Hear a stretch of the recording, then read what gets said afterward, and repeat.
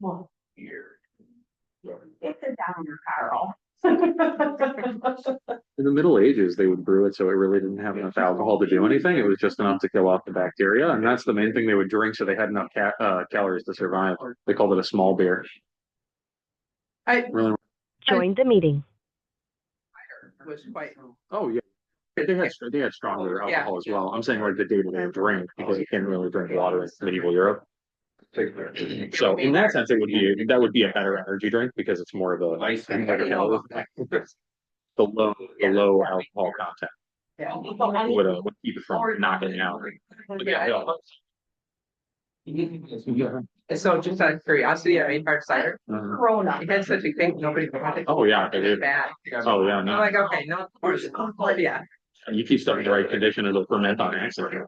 But it's not very good. You know, I mean, they really refined alcohol to give it a more palatable taste. Very good, kiddo. My father's a teetotaler. He always says, like, I don't know, man. I don't want to drink anything that's essentially rotten juice. You know, that's how he looks at it. And I'm like, yeah, that's a pretty good point. I drink kombucha every day, so And there's the that. thing is, I think kombucha, like, if you're gonna balance between the two, kombucha is probably conceptually grosser than beer. You know, I mean, I love kombucha. Really? Oh, I mean, I like it. Kombucha. When I think about it having like the SCOBY in the bottom, that makes me a little uncomfortable. The SCOBY Yes, for the process, when they get to, to the end, it says, there's no scope. There shouldn't be. Too many people who bottle it, or not like individuals like you, but like too many people who sell it. They sell it. Yeah, it's not, I Like don't about understand. Lampy. It's not great. Pretty much. Joined the meeting. Oh, I used You're to. a whole bit. Yeah, no, I can't drink that. That's way beyond me. Yeah, no, that makes me feel Curdled milk is fermented yogurt. It's like liquid yogurt. I tend to make beer. I made beer. Oh, I mean, I'd far prefer that than What's most that? things. Far prefer that over most things. Yeah, I mean, but no, like I said, kefir is. Oof. So do you do homebrew? Yeah, I have. Yeah. I have not. Ciders, beers, and wines. I can do those. Oh, you brew your own beer? Times, yeah. My husband used to be really big into that. He used to brew his own beer all the time. Yeah, it really gives this house a pretty good stench. Yeah, I'd imagine. Yeah. I think it's a good smell. But I grew up in La Crosse, so I mean it's a brewery town. Oh yeah. Well, I don't mind the smell because I grew up in Milwaukee, by the east area. Oh Yeah. wow. I grew up on 36th and Rogers, between Beecher and Murdom, so like in the summer. yeah. Oh, All right. meeting started. Yeah. Hey guys. It's 5:30. We're gonna begin this meeting of the policy committee.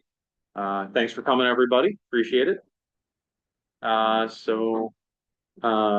First up on the agenda is policy discussion. Item A. That's policy 2414, human growth and development, and the guidelines 2414, human growth and development advisory committee. So we talked about these a little bit at the Ed Services meeting, and we had some discussion with legal about it as well. So let's hop into it. Does anyone have any questions, comments that they'd like to kick us off with? Sit there. Did you get my questions, Dan? No, I did not. I didn't see them. Did you send them through email? No. I Hmm. texted. Oh. Let me see.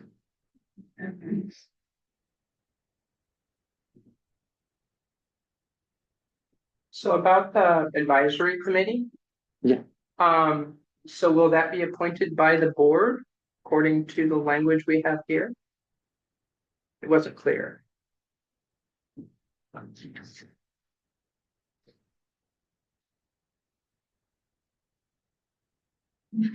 So in the second paragraph on the first page, I understand what you're saying. I thought when we were initially going over it, there was a little bit of ambiguity there. It says to assemble the committee, the board will inform the WUSD community that it is assembling an advisory committee. So it does make it clear that the board is assembling the committee. It doesn't specify the precise mechanism by which the board assembles the committee. I don't believe that does. Oh. Administrative guideline 2414 first sentence. Of sentence. Oh, I see what you're saying. Yeah, But the it doesn't committee specify. shall be appointed by the board. Mhm.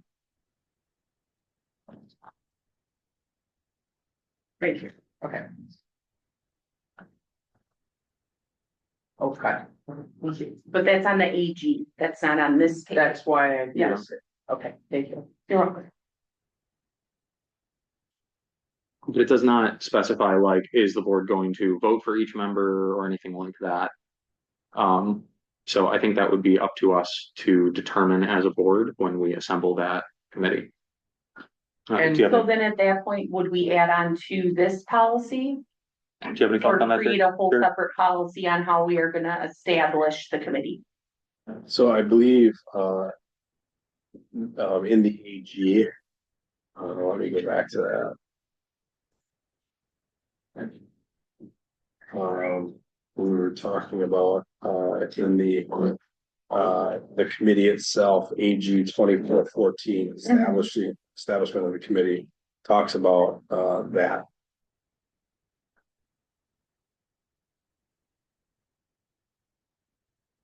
And then, where it talks about that, it tells about the, who makes up the committee, so Right. teachers, parents.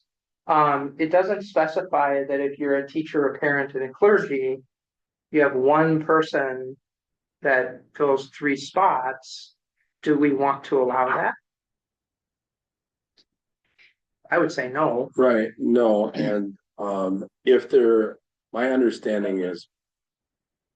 In some ways that people read the statute, if you are associated with the school district in any one of those roles.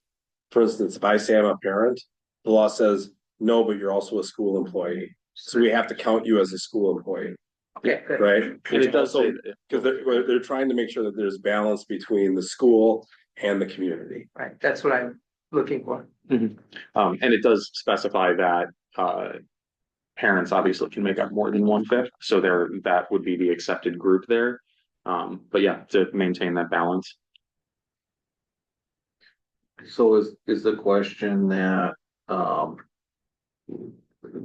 the language regarding the formation of the advisory committee, that the board will approve the, advisory committee?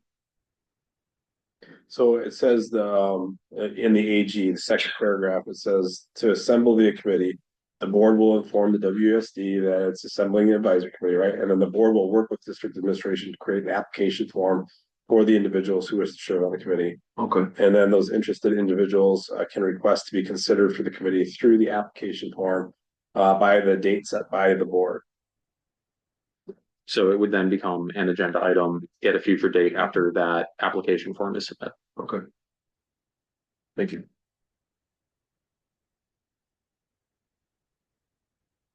Any other questions when it comes to 2414, either the guidelines or? Actually, the AG, I Mhm. do, cause Melissa had mentioned that Jared had showed some concern about.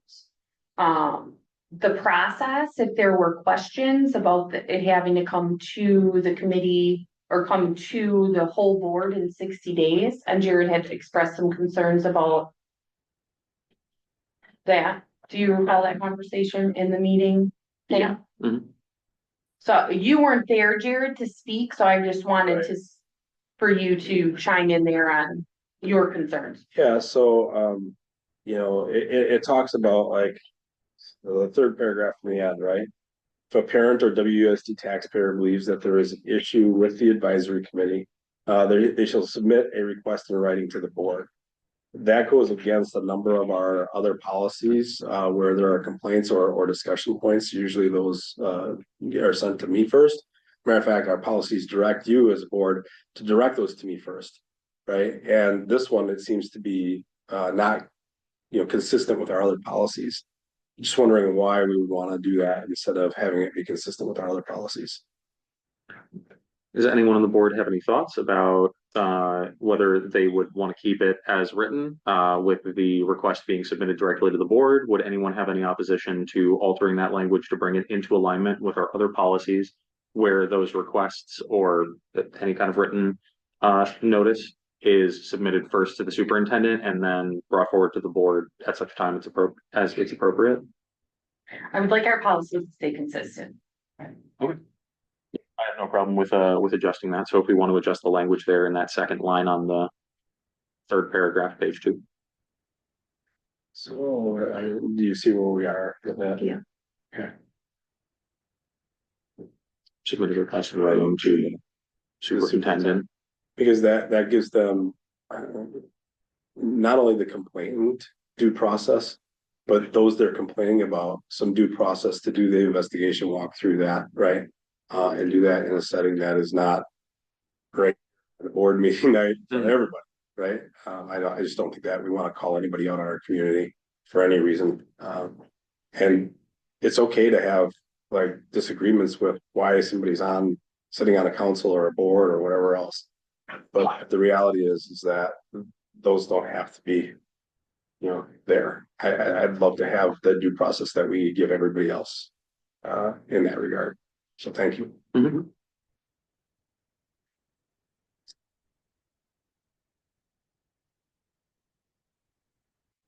Other than that, I'm good. Okay. Anything else? Anyone? Lori? Jordan? Dan? Yeah, I do, but I'm looking at my notes and I'm not sure it applies to AG. Is there a 2210A? There is curriculum development. Yeah, so that would be So that's the next next item on the list.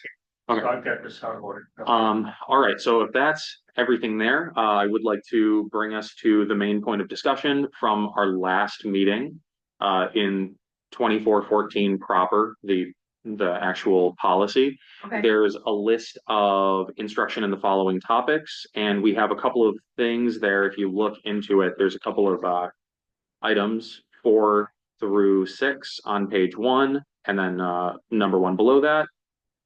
And then number 4 at the top of page 2, they have highlighted question marks. And that was because when we were discussing them at the Ed Services meeting, we had some questions about what exactly should be taught or contained within a human growth and development class. And some of these step outside the boundaries of kind of mainline human growth and development, and they get into more life skills, leadership classes, and things of that nature. So number 4 is methods for developing healthy life skills, including setting goals, making responsible decisions, communicating and managing stress. And so the question there was, does this fit best within human growth and development, or is this best served, being in a class outside of something that mainly deals with puberty, biology, anatomy, things of that nature? So Sam, if I may, our health teacher, who teaches this at the high school level, wasn't able to attend tonight, but did give me some responses to that. Mhm. So if I can go through those with you. Sure. I'll start with 4, then 5, then 6, and then just in general, some discussion points that she had about bullying, body image, and stereotyping. Sure. So for number 4, responsible decisions, healthy life skills. In the curriculum, those are addressed through discussions around sexting and ways to say no situations, and how to identify healthy and unhealthy relationships. Especially, they talk about communication, managing stress, and ways to say no in a relationship if needed. So that's the connection to that. Okay, thank you. Well, that sounds appropriate. Does anyone on the committee have opposition to that? To that being involved in human growth and development? Kevin? My question, it was my question. And Yeah. Where would we put it if we didn't have it in health? That's what I would wonder. Yeah, she didn't have an answer for that related to. This is why they talk about it in human growth and development, because it's specifically related to those kinds of conversations. Mhm. And we wouldn't have those outside of human growth and development. Would anyone be opposed to using the language provided by the health teacher in place of the language that's currently on number 4? Because I think it's a little bit more specific, speaks better to what's being contained within that class. I think it helps out I don't know if we need to have the word sexting in there specifically, but I think that talking about saying no, appropriate conversations, things like that, I think that would be. I think that I would be, support that change. Yeah, I agree with that. yeah, sounds good. to And me. I honestly, I don't see a problem with having sexting in there. I mean, it's a real reality of what happens in today's way and world. And informing them on ways to have responsible decisions made around that are very important. Okay, I don't think it's necessary to have sexting. I feel like there's a fair number of parents that probably don't want you talking to their kids about things like that in detail. But again, I think it's really dependent on what form that conversation takes. And so what I like about the response from the health teacher is the specificity of what they're talking about. I think that maybe we need a little bit more specificity if we're going to have in our policy that we're going to be teaching about sexting, because I think that can kind of go one of two ways, and we'd hate to be in a situation where, you know, that's coming across the wrong way. I wonder if that's for your advisory committee, all curriculum. I think so. Mhm. Well, and that's where I would almost say that the specific topic of sexting would be better left to the advisory committee instead of being within the policy itself. Yeah, Mhm, that's, I wouldn't add the verbiage of sexting mhm. personally. Well, I mean, honestly, that's why I respond better to responsible decisions and healthy life skills language, because all of these things that she's talking to you about are curriculum, right? You asked the question, why does that need to be in there? She said, because here's where it is in my curriculum, right? So, you know, that's why I think, you know, responding to number 4, responsible decisions and healthy life skills, is a good thing. She's giving you rationales of why there's some good things to discuss there. I'm saying it'd be good to keep it in the policy and let the committee decide what are the real rationales for why to put curriculum towards that. And she'll come in with, here's how I do it now. Are there other ways that you can think of? Do you not like these ways? And or how should we view these subjects? Yeah, I can understand that. I suppose, and this was kind of what our discussion was at Ed Services, is just the breadth that you cover with number 4 is so wide that I think it starts to lose some of its distinction. So kind of trying to find that sweet spot where it's not, you know, listing out the specific modules in question necessarily, but where we're getting a little bit more specific and making sure that the language is related to human growth and development within policy. You know what I'm saying? Yeah, and to use your own words against me, as well as our attorneys, broad but specific is good in the policy. Broad,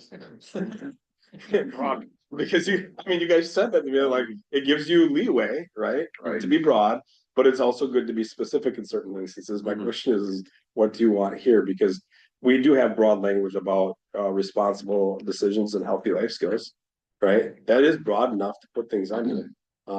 If you want more specificity, we can, but I think getting to these is maybe too specific. Hmm. Because it doesn't open up the committee's response to talking about full curriculum. Can I see it one more time? One. I'll cover up the rest of them so you can read it to me like it's a revealing. You can read ahead. It's not a test. I do think that how to identify healthy and unhealthy relationships and how to say no in those relationships, I think that that still gives you a pretty broad description there. And I think that that covers what you're going to be talking about in number 4, but without, again, developing healthy life skills. I mean, we're not going to be talking about money management, obviously, even though that's a healthy life skill. So if we specify more so what kind of healthy life skills we're talking about without getting down into the ultra specifics of every single detail, I think that would be good. So again, I mean, that's what I put out there. But if the board would prefer to leave 4 as written, or the committee, I should say, would prefer to leave 4 as written, I'd certainly go along with it. But my recommendation would be to say, to replace the language of 4 with these statements: ways to say no and how to identify healthy and unhealthy relationships. So I like- from an instructor's point of view, and I teach the 4th grade and 5th grade boys human growth and development. From time to time, especially at Schurz, where they don't have more than one male in the room other than me, right? I mean, like in the building, I should say.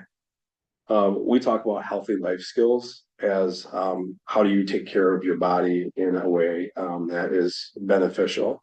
And that transcends just health class because we're talking about things like private parts. We talk about things like menstruation and what that looks like, and try to give them an idea of this is what young girls are dealing with because they have questions about that, right? Can we change it? Sorry, guys. Can we change it to healthy self-care? It's more specific, but it's still broad, instead of life skills. I'm okay with that. Sure. Just want to make sure that we Mhm. have wording that would cover that. I don't know what other life skills they may do at the middle school level or the high school level, but specifically how we talk about life skills is that self-care, washing with deodorant, all those kinds of things that are really important. Health and exercise. Yep, yeah. One of the things we talked about too is it being age appropriate. And I noticed that in the curriculum, fourth graders are learning about puberty. Seems a little bit young to me, but I don't. No, it's not. No. Excuse me, sorry, this is not a time for public comment. I apologize. If you guys would like to comment publicly, we are going to have opportunities for that in the future at future committee meetings. We don't have that on the docket for today. Thanks for your input. I encourage you to come to the full board, maybe speak up then, but thank you. Yeah, Dan, I'll tell you, no, it's not. It depends on the. With the changes in our environment, that has changed the way we mature. And so the chemicals and that sort Like of thing. 9 or 10 now. Yeah. I just brought it up for a friend. There you go. I'm glad. I'm just listening. Yeah, it's like 9 or 10 now, Dan, with the way. Like that's when children are starting to develop, All right, just based on. well, thank you. All right, so, does the committee have, do we see a general will of the committee? Or would we like to stick with this language? Would we like to add in, personal, what you had, Self-care. yeah, personal Instead of- self-care, Instead of more general. Yeah. healthy self-care, ways to say no, and, distinguishing healthy from unhealthy relationships. What do you think, Charity? Do you have any input?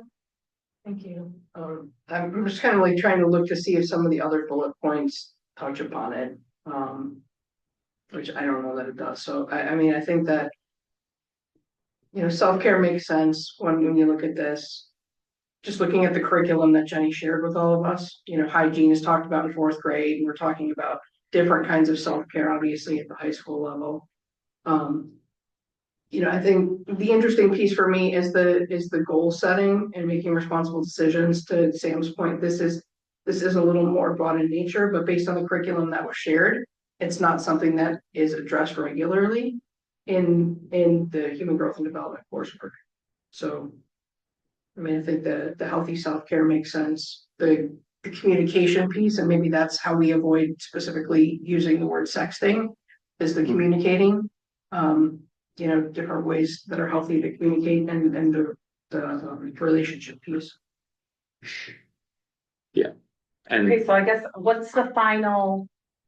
so healthy self-care, and then I think a nice way to phrase it would be identifying healthy and identifying healthy and unhealthy relationships. Is that what she says? Yeah, it was, Or positive and negative? again, the curriculum pieces are sexting, ways to say no to situations. How to identify healthy and unhealthy Yeah. relationships. Communicating, managing stress, ways to say no. So I would say identifying healthy and unhealthy relationships. It is actually in And G communicate. 7.1 does address healthy relationships. It does. So I don't know, do we want to have it 2 places? Yeah, it seems like it seems like it could be a little redundant in that case. You could add on to under B subpoint 1 in that case. if you wanted to keep healthy relationships in there, you could add on how to communicate effectively and say no in situations. I do think that I think that's good specificity in that case.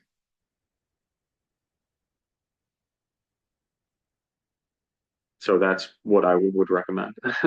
I would recommend So we're, self-care.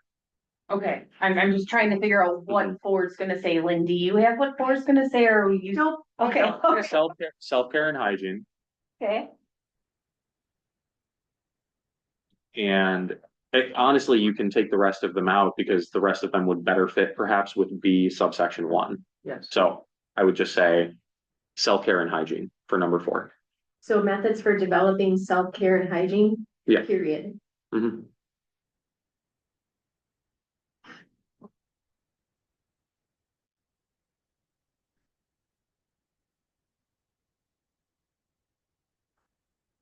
All right, then item 5 is the next one. Jerry, if you have. So feedback item there. 5, relation to drugs, alcohol, and decision making. The curriculum match is ways your decision making can be inhibited, as well as decision making and how to get healthy screenings. So does anyone have any thoughts about that? How does the committee feel about the inclusion of number 5 in the language as written?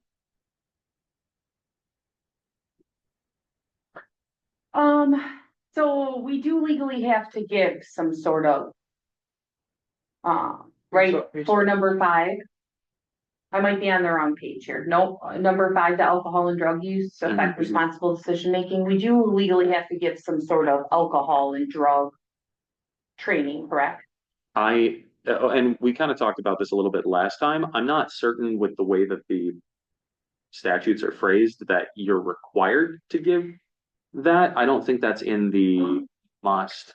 Like Could if be you wrong. look at will model policy, Sam, at the Mhm. bottom, it like references the laws there. Mhm.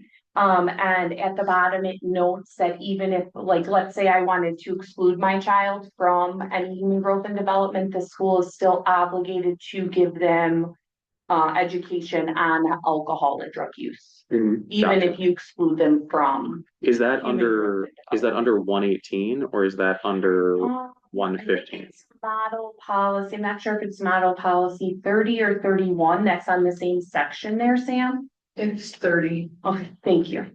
Gotcha. And I'm looking more for what's the statute that they're 118.01. 20. Yeah, it gives the Gotcha. statutes and the legal analysis of the will document. Gotcha.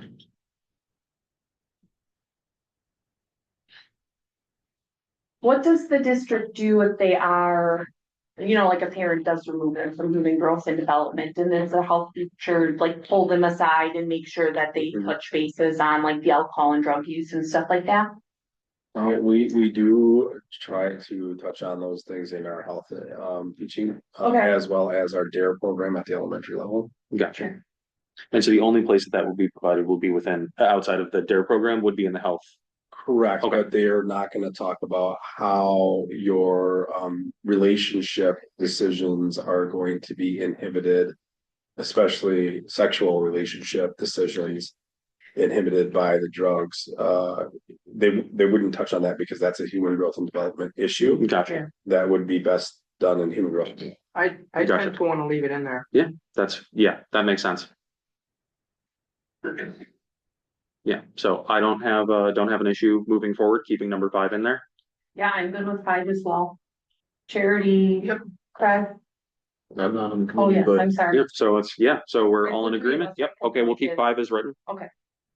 All right, let's move on to 6, the impact of media on one's peers Okay. and one's peers on thoughts, feelings, and behaviors related to sexuality. So 6, media could be taken out. You have a sexting unit and inappropriate versus appropriate screen usage. And how it could lead to dangerous situations would fall under decision making. So they could use that same unit under the decision making thing that we had talked about earlier. So that's the only point that they touch on with media.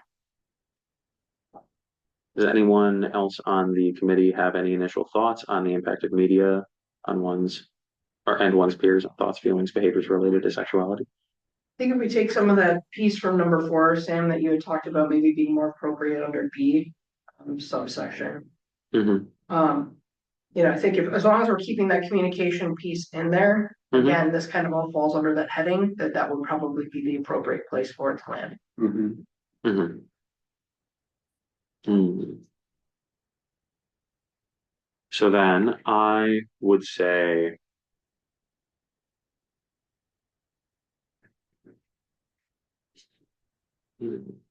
Maybe we add to, as a clarification to number 6, the importance of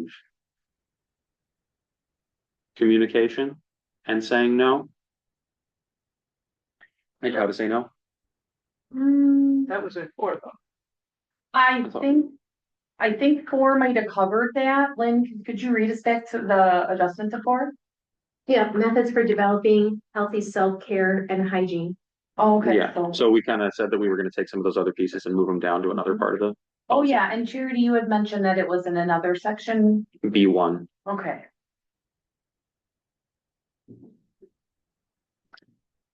I mean, Jared said it could be struck completely, right? Because 5 would cover what they cover Number anyway. 6, media.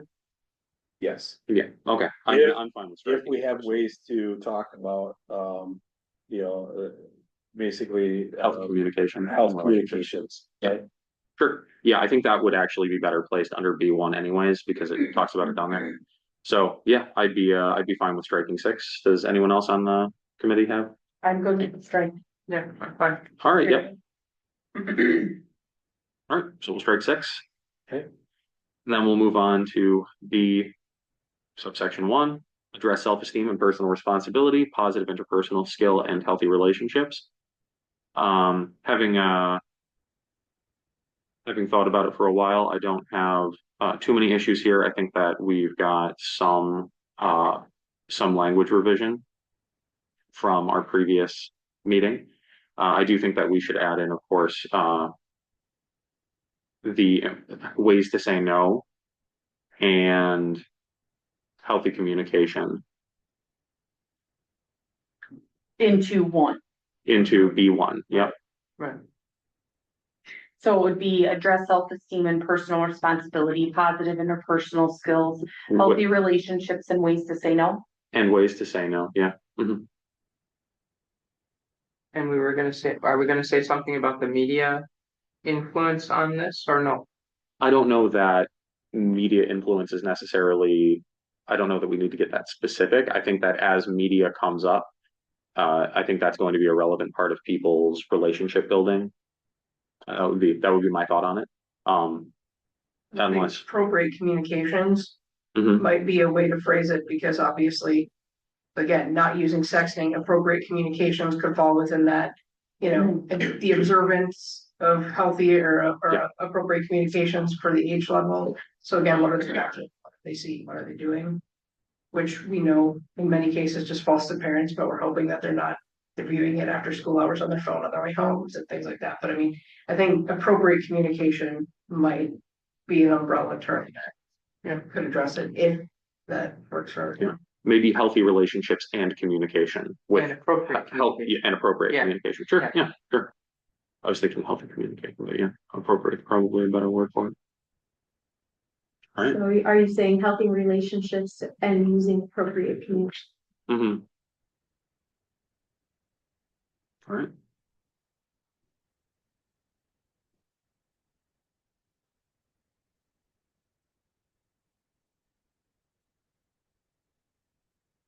And then if we hop down to the start of page 2, there's item number 4 there. I think that also some of the language is a little different from what we were looking at previously. This does come into pretty broad territory. The main point was the issue about avoiding stereotyping and whether or not that's relevant for human growth and development.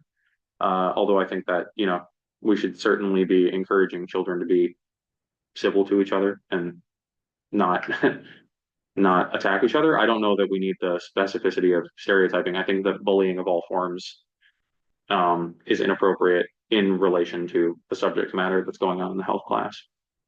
Well, I would assume that throughout the entire district, it's constantly drove home to students that they shouldn't be bullying, right? Mhm. Yeah. Yeah, Yeah, so they maybe don't we could feel take out the first. Yeah. section. So could we take off, everything before the first comma Yeah, and have it go how start to at, refrain. yep, how to refrain would be the beginning? Is anybody opposed to that? I would support that. I don't think that it shows anywhere in Jared, I don't know if anybody had made any comments specifically about that, but it doesn't look like in the curriculum that they're specifically discussing stereotyping. No, and honestly, they said, the teacher said, we can take out anything about stereotyping in the policy, that's not necessary. Bullying, where it's discussed in the curriculum, is in relationships that lead to decisions and unhealthy relationships. All right. Sure. Yeah, that sounds good to me. So yeah, strike everything in 4 that comes before the word how. First word how. Yeah. All right. Then number 5 is the next one. And this was, we already have some of this struck through. Does anyone have any comments on number 5? Would we like to alter the language here any further? Do we want to keep it as is? Well, I don't wanna lose body image. Okay. Lori, how do you feel about that? You wanna remove 5? No, I wanna keep it. You want to Oh, keep it? okay, yeah, I'm fine. Okay. Yeah. I'm fine with that as well. Any other comments? Anyone? Sure, go ahead. As Jared had just mentioned, anything involving stereotypes, the teacher said could be stricken, so I think that is fine for 5. I'm just wondering if going back to 4, we want to do how to refrain from bullying, comma, making inappropriate remarks, and just drive the point home specifically by including the word bullying in 4. Just to keep it front of mind, and recognizing all of the behaviors that follow could be interpreted as bullying behavior. I agree. Any thoughts? Yeah, you agree? Tammy? I'm good with that. Sure, yeah, I'd be okay with having the word bullying there. How to refrain from bullying and from making inappropriate remarks. And then all that follows. And then 5 is good as you guys see it. 5 is good as written, yeah, with the adjustments that we have on the page. And then A through H are statute.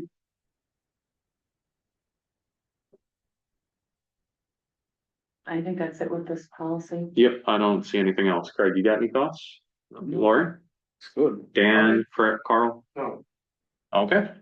Alrighty, if there's nothing else about that first item, we can move on to item B under policy discussion, which is the curriculum review process, which is, Hold on a second. oh yeah, Okay. There, were a couple of questions submitted by Diana. oh, yes, thank you.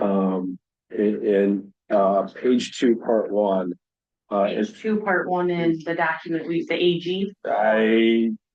She didn't list, I think it was in the policy, but I'm not seeing which one she was referring or was probably the AG. Okay, It says enforcement and accountability. If a parent or WSD taxpayer believes there is an issue with the advisory committee, they shall submit a request in writing to the board. We took care of that one.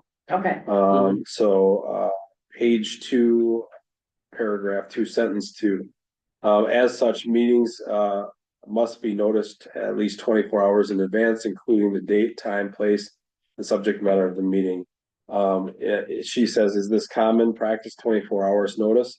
24 hours notice for any public meeting, right? So, Right, I mean, right, that's Mhm. that's a statute. So, Yeah. that is common practice. Usually we'll have it out ahead of time, right, because it's But- clear to see that Lynn puts it out early, but right? it has to be The by district law is- at least 24 hours notice. So, Okay. it's reciting a minimum, not what we would normally practice. Mhm. So there's not any real change there. It was just a question. And then page 2, part 2, sentence 3, anyone, regardless of whether they are on the committee or live in the community, can attend these meetings. She's wondering, is that sentence necessary because it already exists in board policy that anybody can attend our meetings? I'm sorry, where, the last sentence? Page 2, paragraph 2, sentence 3.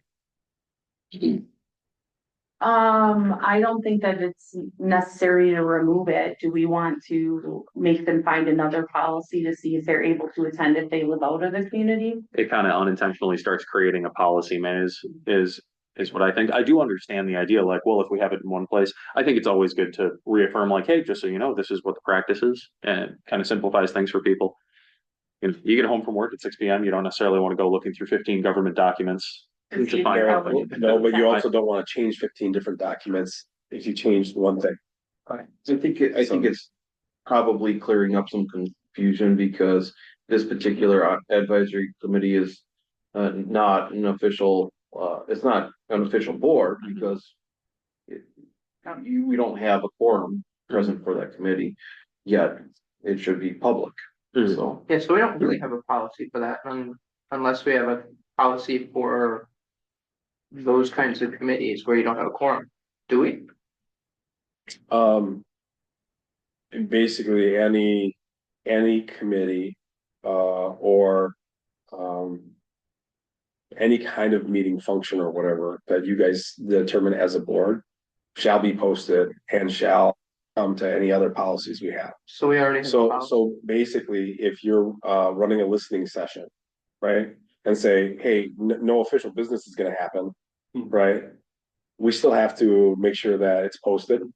And that it, follows all of our policies, right? That may be a listening session that we have somebody that we're hiring to do the listening session for us come in and do, right?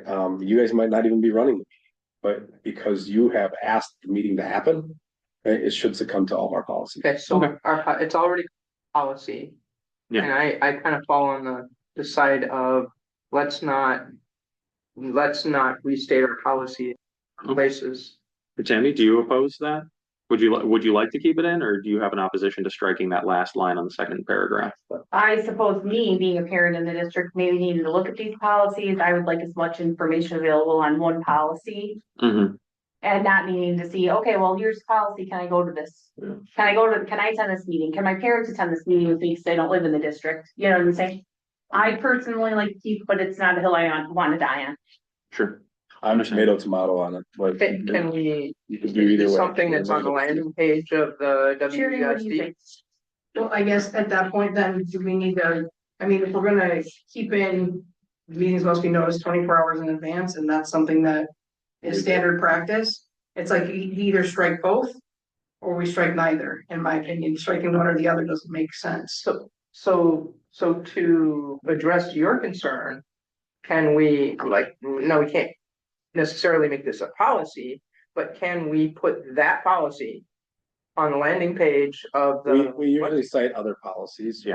right? And you can cite other policies, at the bottom of the page that relate to posting of meetings and, relate to, this other, decision here Mhm. about, who can attend. So the reason I feel like it should stay in there is because, this is kind of such a rarity among our board operations where there's an advisory committee that, it's not a typical situation. And it clarifies that, for people, members of the public that would stumble across this particular policy. Yeah, my thought was that perhaps if you wanted to, you could replace sentences 2 and 3 with the statement that the HGD advisory committee will follow all Wisconsin open meeting laws and will adhere to all policies, all meeting policies in the district. Although someone could look at that later on and be like, well, it's not a board, so it's not actually the board, so why is it following that? I don't know. I mean, I could go either way on it. I'm really up in the air. So what do you think?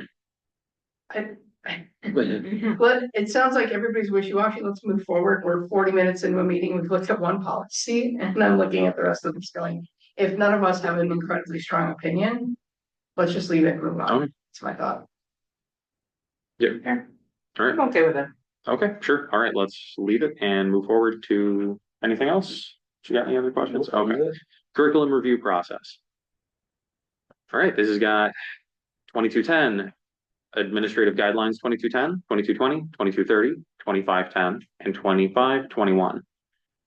Does anyone have any initial thoughts that they'd like to lead with? I do have a question about 2210. Mhm. Right? So previously, the way that the board policies were written, that if there was educational research, the board would be notified of that. Mhm. And this policy is not stating that, it's just saying that we encourage educational research in the district. So I would really like language in there that the board is made aware of educational research going on in the district. Okay. Now, based on the policy, I don't think it was the board making that decision, but they should be aware of, Yes, it was The research going on. superintendent making the decision, yeah. right, and then the board being aware of. So- Okay. Does this fall into what you're talking about before, Jared, where they would let you know and then you would let the board know? Yeah, so, for instance, right, we have a proposed study that UW is looking to do next fall, right? And it's on, basically, looking at multilingual classrooms and the ability to switch modes and what that looks like, right? And so they want to get into where they see high impact classrooms, right? We had a lot of students exit from our EL program this year at a higher rate than a lot of other school districts, right? So they're wondering, like, what are we doing here that makes that happen? Which put us on the list of, hey, can we come see that, right? Those are the types of studies and the kinds of things that we're talking about. It's usually a university of some kind saying, hey, for better pedagogy and looking at how we do things, can we come in and do a study? Right, and so then I have to, make sure I understand what they're looking for, making sure I understand there's protections for the student and permissions from the parent and everything else that we look at. And if it fits all that, after all of those conversations, then I say yes or no. If it fits it, I say yes. If it doesn't fit it, I usually say no. And if I say yes, I would come to the board and say, hey, I want you to know, we're gonna have BW come in and do a research study. It's gonna be in my board report, right? And that's where you would find it. Is that a policy we already have then? Yes. That you have to notify us? Yes. Yeah, and I think it's a good idea for me to notify you / the public, because that's what it really means. It means to notify the public that a research study is gonna happen. Yeah. Right? Absolutely. Because when I notify you, it's done publicly, and it really means we're really notifying the public. Yeah. And so that's language referring to studies, surveys, and things of that nature. Correct. This is about curriculum development, and that's what you're asking about, Tammy, right? Well, You're asking about including that sort of language within this policy that we're looking policy touches On research. on Oh, research, okay. it notes it in it, that's the only reason I'm Right, bringing it up. and we have a separate policy that talks about it in relation to survey, right, surveys. Which is a form of research that happens. But it's the same mentality, same discussion point. Mhm. Okay, does that sound sufficient? Yeah, I'm fine with that, it's actually the last, Sam, if you look, it's the last paragraph in the document before the Neola Mhm. 2023 stamp there. Sure. That makes sense. Yeah, as long as we have something else somewhere specifying that that's how we're supposed to move about on that. Sounds good to me. Any other thoughts? No, I don't have any, you guys? I don't know, action items from the last meeting, there were just something that said anything within 22, 10, 20, or 30 that says superintendent should read superintendent or designee. Yep. So just something that we have to be aware of as it relates to 3 of the policies in this section, and the other Okay. was that there was the recommendation, I think it said in the notes that Jenny was gonna modify 5 years to 7 years. In paragraph 1 to align with, the prior conversation that we had around that, so. I know that those are just more clarification, but referencing back to the former meeting. Mhm. All right, Okay, so then we're changing it to 7 years, correct? any thoughts? Is everyone in agreement on that? Anyone have any objections to changing it to 7 years from 5 years? Well, Diana made the same question. She said, policy 2210, paragraph 1, line 4, that's where you guys are, evaluation process, 7 years.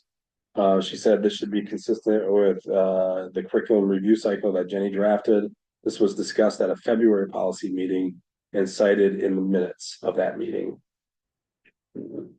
Yeah. What was, and what is she saying is consistent? Consistent would be 7 years. Yeah. Which I thought we had discussed at that joint meeting, right? I believe so. Yeah, so, yeah, I don't have a problem with that. I'm willing to move forward on that unless anyone has any objections. The plan shall include overall program processes and evaluation for evaluation on a continuing basis and shall provide review at least every 7 years. I guess one of the thoughts I had was that at least that there's a check-in. That's what it said. There'll be check-ins, but that a major review of the, would be on the 7 years. That follows the 7 year plan for materials and other things. Yeah, evaluation on a continuing basis being the check-ins, and then the review of the evaluation process every 7 years. Right.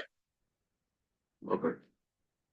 Yeah, I don't have any objections. If no one else does, we can keep on I think going. it makes sense to do it like that, because then you're on the same continuum. Yeah. Anyone have any thoughts on 2220 adoption of course as a study? Hold on, are we done with? Oh, sorry, you got something else, Dan? My Oh, apologies. yeah, 2210. Yeah. Are we doing letter N?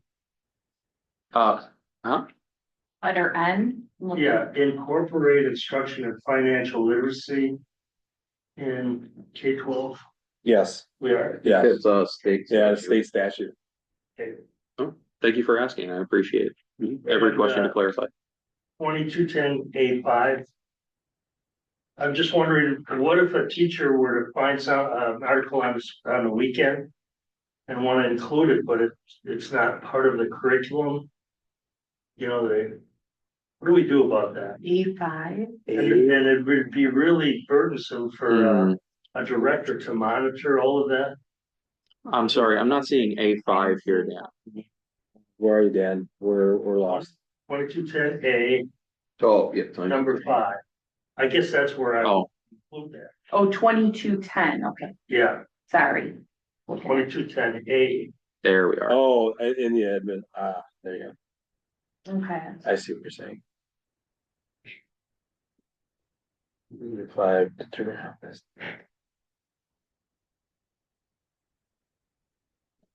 So, what's your question around that, Dan? Well, okay, say you read an article on the weekend and you go back on Monday, you're not going to, ask permission to teach that, are you? I mean, you know what I mean? If you find something that fits what Yeah. you're teaching. So, okay, go ahead. No, please go ahead.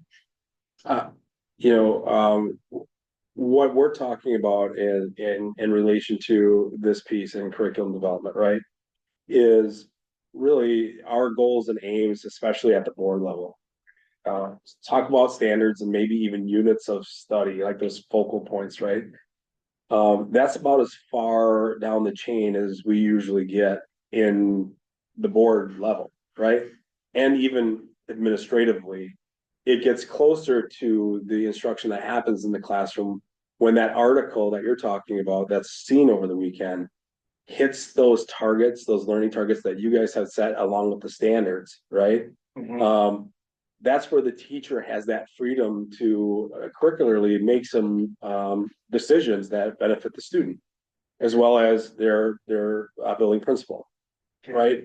But it has to be aligned to what we've set as standards and what we've set for units of study or those learning targets that the board sees, right? And so those will all be in that curriculum guide, right? And then to the extent that becomes a lesson that is changed or something that we're going to start using on a regular basis, then she's going to have them, Jenny, change that document so that parents understand this is a staple of the curriculum, not just something brought in to enhance. Gotcha. Okay. Like if you, Dan, if you look at policy, is it an AG policy? I don't think so. It's 2521. In the second paragraph, it says learning assessment materials designated or selected by a teacher, such as quizzes, tests, exams, worksheets, lessons plan, homework assignments, and the like are not selected by the board and therefore not considered instructional material for the purposes of this policy. So I think that would align with that. that. Is that? Mm-hmm. Gotcha. Exactly. It's That sounds good to me. Anything else, Dan, with the 2210 section? No. Okay, 2220, any thoughts from anyone on the committee?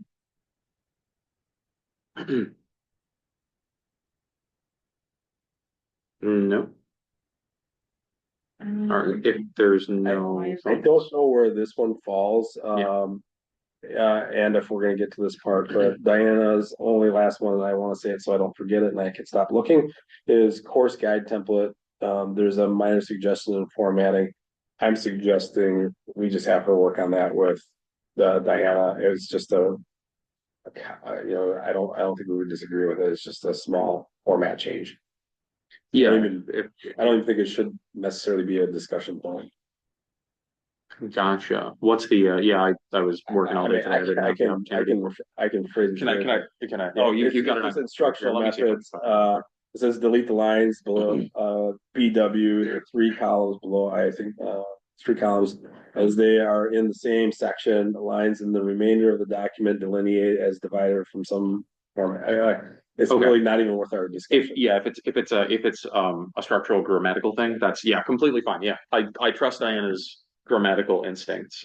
So she just wanted to bring it forward, so we had a vision of it, right? And so Yeah. I will make sure that Sure. I tell Jenny about that, and we'll try to get that shifted. Yeah, that sounds good. All right, good to me. Alrighty. Selection of instructional materials and equipment, that's 25-21. Do we have any thoughts from the committee on that? I had no questions. Lori? No? Okay. Craig, you got anything? Dan? Yeah, we received that book from the Watertown Health Organization. Yeah. You guys got it at Will. Mhm. And it's promoting going back to pen and paper more so than screen time. Mhm. Should we have a discussion of that in the near future? Would that be ed services or would that That'd be an ed services discussion, Okay. not for policy tonight. And Well, yeah, but I mean, is this, because I think that's a very literal reading of the term material and equipment. I think it's this is talking more about like, what's the content of the books that we're teaching and things like that, right? So, yeah, I mean, if you guys want to bring that on as an ed services discussion, I think that'd be pretty interesting. well, in that subcommittee where both of us are, Yeah. would be a good point. Okay. Yeah, I would definitely like to have a discussion about that. I do think that there's a lot of benefits to moving to a more old school way of instruction. So I'm interested to see where that conversation goes, certainly. All right, there's 25-10, adoption of textbooks. Do we have any thoughts on that? Committee members? I had no questions. No questions? Okay, awesome. 22-30, curriculum course guides. Any thoughts there? No one? Dan, you look like you might have something. Yeah, but that You do. was on 22-20. Oh, no, that's fine. Why are we striking punctuality? Which page is that on? 20 is the adoption of courses of study. Where was it in punctuality? Well, I may have got the wrong number on that. I do see it's struck on the top of page 2, well, punctuals in that paragraph. I can't really read it very well with the strikeout, but. Since this district's goal is to prepare students to enter the workforce, the board directs that each. Come on, let me. Course of study include, as part of its learning accomplishments, that students can demonstrate their willingness and ability to be punctual. I see. To be present Right. each day unless for a legitimate reason. And I'm gonna go out on a limb here and I'm gonna say we probably already have separate policy that addresses punctuality, truancy, attendance, and things of that Well, nature. and not only that, but some of these things that we struck out here aren't aligned to like just the general adoption of curriculum work. They get to be too precise, I think, in Mhm. what we're really looking for. We're just looking for guidelines on how to do the work, right? Yeah. We're obviously going to keep insisting on that kind of stuff in coursework, Yeah. right? Yeah, absolutely. I mean, I think it's a general requirement that students show up for class on time. They come to school regularly. Yeah. Although I understand what you're saying, Dan. I definitely don't want to see us move away from the importance of punctuality in life. So that's definitely something we should keep on with. But I think it's okay to not have it in this policy personally. Alrighty. In that case, if no one else has anything else, then Good. 2230 curriculum course guides. Any thoughts there? Guys? No? Oh, okay. Diana had no other comments, so, Okay. For this section. for this section. Yeah. Then we have that had that draft sample, which Diana was commenting on. Does anyone else have any other comments on the curriculum course guide template that we've looked at before? We've kind of talked about that. Once it gets filled out, obviously it's not going to be 2 pages. It's probably going to be a fair bit longer with all of the information that comes in, talking about what's going to be in there. Well, specifically the draft that was provided, I think that's a home run. I think that's exactly what it should be. Awesome. We'll let Jenny know. Yep. Jenny, if you're listening out there in the world, The 5th and 8th grade samples. you gotta add a person. Yep. Awesome. Yes, they are very detailed. I like them as well. All right. If no one else has any comments, we'll go on to the graduation policy. Jared, do you want to kick this off? Yeah, so I'm recommending that we keep our graduation policy as it exists today in place and not retool it to the Neola policy. And the reason is it really does conform to all the specificity that we need and have developed over time. But also, should we need to change it based on any changes that we need to make to programming because of lack of funding?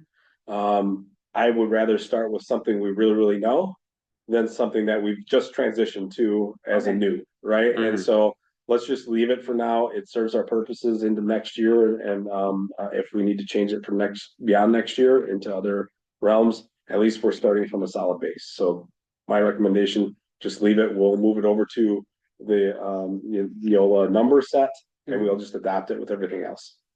I don't have any problems with that. No problem with that. I'm good. Okay, we'll move on to the next. Item D. This is the discussion about staff dress and grooming and student dress and grooming. We're looking at 5511, 3216, and 4216. 5511 dress and grooming is student dress and grooming. And 3216, 4216, those obviously they deal with staff. Which is a discussion that we've had here. If you have questions for either the staff dressing grooming or the support staff dressing grooming, I do believe that Margaret Brady is available online. Yes, she is. I guess I just have a point of clarification. I think it was March that we talked about putting this in discussion after the policy book had been approved. Is there a reason that we need to address this now before we hit like the 8,000s for Neola and the rest of the book? Don? Part of the reason was that there were some changes, a couple of reasons. One, it made sense to revisit this before knowing that there's likely going to be some changes behind a more sensibly enforceable policy, and we'd like to try to communicate that prior to the next school year. Whereas if we go forward with the next school year and then come back to the dress code in the middle of the school year, it would kind of throw everything kind of in a tailspin and be very confusing to staff looking to try to enforce something in the middle of the school year. So Yeah. try to bring it forward now. And the other reason I believe, although I can't speak for everybody else, is that they had a person from the community speak about how parents really need to know way ahead of time what the dress code is so that they can plan ahead and buy next year's clothes. Yeah, it would kind of stink to go into work on Monday and find out that, you're only allowed to wear a 3-piece suit from now on and just Yeah. find out on like a Tuesday or something. So, and in a broader sense, a lot of the things that we're going to be talking about that the argument has been made, we could leave until later on. A lot of those things that we're going to be bringing up are kind of forward facing, or they're dealing with things that are going to be common occurrences or could potentially be common occurrences within the schools, as opposed to like internal board policies that have to do with board conduct. Those things we can kind of work on, but with something as fundamental as a dress code, we want to make sure that we're getting a clean start on that, especially if we're talking about printing the guides. I think policy guides. also, I think one of the main issues that I heard, people speak from the board, is having some consistency with, 2240, which is going to be the new controversial issues in the classroom and how it's related to staff dress. Mhm. Right, if we're going to be adopting a new policy about controversial issues in the classroom, and how that can manifest itself in different places. You felt like, that wasn't in the last policy that we just redid. And if we thought that that was really important as a board, then, you guys would wish to have that in, right? That, I'm hearing? Yes. Carl has a question, saying. Yeah, what's up, Carl? Sorry. Hey, Sam, I'm gonna have to leave now, but Yeah. I have an opinion on that. Okay. I believe that the students should have something to say in this. All right. That's all I can say. I gotta go. So excuse me. Okay. Have a good night, Alvin. Yeah. Have a nice night, Carl. Thank you for your input. I really That's an appreciate that. opinion. Yes. No, absolutely. I think that I always welcome input from all members of the community, including students. Just remember, call every questionable one a strike. It helps the catcher out. Catcher out. Yeah. Yeah. Always. The only question that I have, between our last discussion and our last committee discussion and then our discussion with Lene is we don't have any language about, pants, skirt, short length in here. She said fingertips, but, that's our, at least in our discussion, that's Maybe- what we, maybe we I'll- said. Maybe. I don't know if it's in here or not, on the. Maybe on the student side or, it was one, but that's what, we certainly don't wanna have to deal with like people going up and measuring something, right? Yeah. And, she said where school districts do this, if there is some kind of a test, right? It's generally and historically has been fingertips. Yeah, sure. Yeah, so Fingertip we're, length. we're So- working on the student part Yeah. or the. Yeah, 55. Surrounding student part, okay, so the only part I have a And problem. with- she didn't also just call it skirts, she said bottoms in general. Yeah, bottoms. Yeah, I remember we had that. That includes, males who wear too short of shorts. Mhm. Yeah, Right, so- most definitely. Yeah. The only thing I have a problem with is number 3. Says, shirts must have cap sleeves, no tank tops. I have a problem with both of those. We live in Wisconsin and it's hot. Mhm. So that's just my comment. Yeah, Craig, what would you like? Never been like a hill for me to die on, but I'll say, I do appreciate more of like the wise, dress code, where it's actually kind of, like a tighter fitting, tank top, if there's going to be a tank top. Where undergarments, are not showing, that sort of thing. That's The- covered in some. Yeah, I But think it's already that's covered. It is, but, also, it, not only that, but it's also, there was, back in the 2000s, you'd probably, it was called like a beater, or, Yeah, guys yeah, yeah. that would wear that sort A of men's thing. under tank. top, Yeah, and it just doesn't reflect like, professional dress among our students, and Would that be in the category of Of tank top. undergarments showing? well, Yeah, It is an undergarment.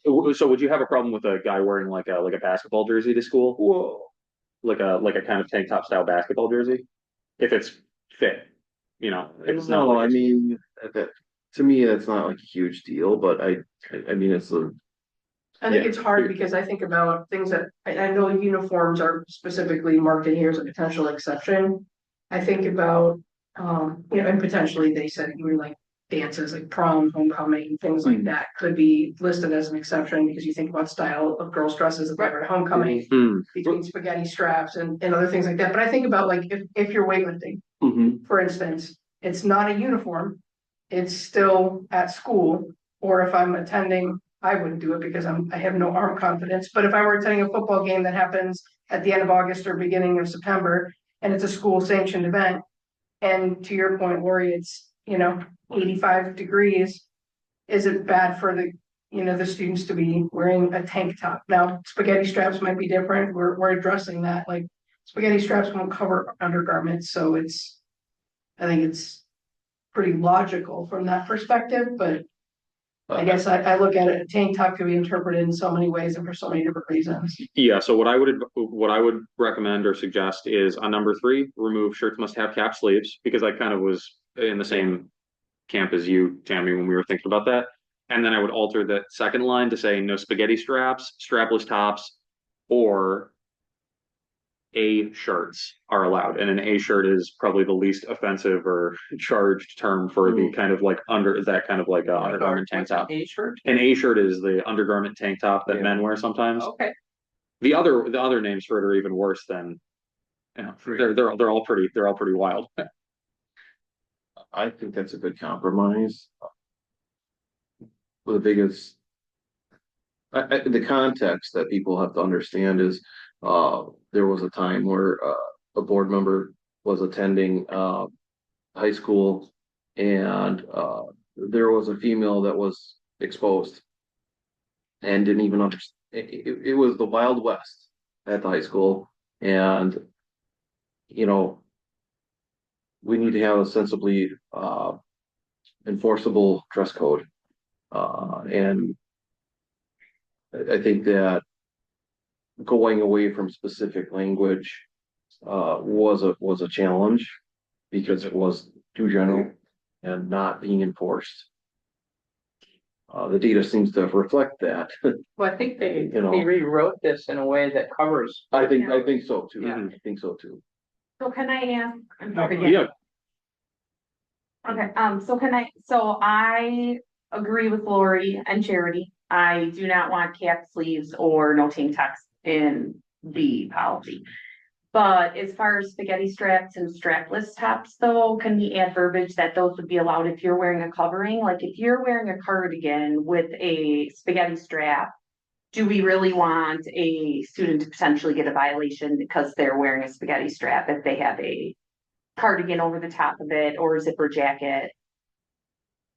What would that be like to enforce, Jared? I missed it, I'm sorry. I was uh, admitting somebody. Sorry. Tammy was asking about the viability of allowing like spaghetti straps if there's a garment worn over the top of like a spaghetti strap tank top. I don't know about the enforcement of that. That seems like Right, that I'm gets a just little. asking dicey. how that would work for you function wise, for the principals and the staff members, right? Cause like I'll wear spaghetti strap, but I always wear a cardigan with it.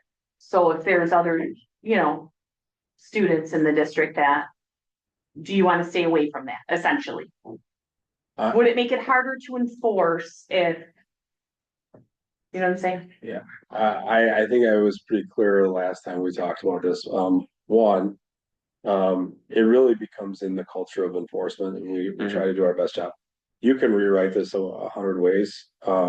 Students are students, Yeah, right? They will try to find ways to do self-expression. The only way that you can really mitigate it to the best ability is put them all in uniforms. It really is the only way. And even then, we're still gonna have issues that we're gonna have to make calls about. Some calls parents will appreciate, some calls parents won't appreciate. We're spending a lot of time talking about an issue that I realize some people want to see more clarity on. But in reality, I don't know that it's gonna fix what we're really trying to get at, which is to make sure that for whatever reason, we have the level of decorum that we're looking for in dress. Clarity will help, but I really do believe that it's an enforcement issue that we need to continue to work on. It's what I said a year and a half ago when we talked about this topic, right? And it really is gonna come down to enforcement and what kind of level of decorum we want with dress within our school. I would say I agree with you, that it's predominantly an enforcement issue. Join the meeting. And I feel like I appreciate your explanation. I was part of that discussion a year and a half ago, or building administration was part of this meeting. And it fell on deaf ears as far as what the expectations were. So then the next step was to, okay, well, if it's gonna fall on deaf ears, then it needs to we have to have a more specific policy so that there's less confusion about what the expectations are. And that's where we are here. Now, I think moving forward, when it comes to enforcement, if you happen to have a teacher in a classroom, that, previously may have felt that the dress code was selectively enforced, it's easier for a teacher to be able to say to the administration or to the child for that matter, I'm sorry, you're out of compliance with the dress code. You need to go to the office and have the office deal with that particular circumstance. The problem arises where people automatically go down the road of sexual harassment and things like that. No, you're outside of the dress code, go to the office. That needs to be able to be enforced. Sam, Yeah, to Craig's point, I think it would be easier on staff if we just added language that said, we are preparing you for the world of work and we want you to be successful. And so you would dress appropriately if you were going to work. And I think that would be an easy way to say, when you're out there in your, at your job, you wouldn't be able to dress like this. and I appreciate the sentiment, and I do think that is ultimately, there's a level of professionality at school, just like there is at work, and we need to stick to that. I wonder how we would phrase that within the policy. I think maybe that would be something that would be more suited for additional administrative content that would go along with the policy when it's being communicated to the teachers and the other staff. That's verbiage that would show in the handbook. Yeah. So I do think that would be good though. So I mean, if you want to make a note of that for the handbook. It would be easily added to the first paragraph. We actually had it in our previous policy, I believe. I'll just take it from there. Okay, yeah, go for it then. Yeah, I'm good with that. I'd be happy with that. You've done it before. I believe it was in. Yeah. But I would say keep the clause from number 3, no spaghetti straps or strapless tops allowed. I understand what you're saying, Tammy, but I think that we need to have. Yeah, I understand. That's why I'm saying, Yeah. like I did. Mhm. Well, to that point too, I know when I was teaching, there would be kids that would be violating the policy when they left school. Mhm. They take that sweater off. That's okay, that's their self-expression. But inside the building. Yeah. Put the sweater on or whatever. So. Yeah, I think that's. I think what people get lost then is staff has to be, they have to feel comfortable around in that situation too. Right. And people seem to forget about that. This is a professional working environment for much of our staff. And, we have to have some reasonable expectations, some sensible, enforceable dress code. Mhm. Yeah, I agree. Does anyone else have any thoughts or comments there? And then I'll recap it for you, Lynn, before we move on. I just want to make sure I'm capturing it before I do. I just have a couple. One. Yeah, go ahead. It's under 4. We talked about hats and hoods not allowed to be worn during school hours. When I was at Schurz for graduation, we have some of the kids who are wearing like the headphones, I think for sensory. Do we need to, because it says headwear may only be worn for religious purposes. Do we need to clarify religious purposes or IEP or something along those lines just to ensure that we're including those students in that? That's an excellent idea. Yeah, sure, yeah. That do not have an IEP that has sensory issues, that do not have accommodations for that. Can we just say sensory issues then? Or disability, use the language that might be, I think there's one down below, the students 504 IEP team to address disability related needs, and maybe just leave it or disability related needs. I don't know, you know best. And/or. And/or. Sure. Out of our last policy, the sentence that I was referring to is, this policy and any additional school or activity rules established related to student dress shall be published annually in the student and staff handbooks. And that's where we have language around. Gotcha. And we may want that there, but The language about it being published in handbooks. Yeah. any additional rule or whatever. Okay. we can, gives we can the, put the that in as building well. admin some freedom within the year or, however else, to make sure that we inform of a change. Yeah, absolutely. That's any opposition on this side of the room? On that side of the room? Okay. Dan, it looked like, did you have anything else? I thought you had one. Not on that. Okay, gotcha. I've got one on six, Yeah, Sam, if that's Yeah, okay. go right ahead. Just with the excessive rips or tears, I'm curious as to what we're defining as excessive. Is it based on location, number? I never got the ripped jeans thing because maybe I'm too old for it. But I mean, like if you have two or three and they're somewhere like your lower thigh, is that okay? But if it's higher, is that a challenge? So I guess I'm just kind of curious as to, are we allowing our team to use best judgment as to when people need to have things beneath and when they don't? Or I guess I'm just trying to see clarity if we're talking about it from an enforcement perspective. Well, the way I read it was as long as there's an additional layer of clothing underneath. Yeah, but the way that the kids wear their jeans now, Lori, they're not gonna put like leggings on underneath their rips. And it's really ripped.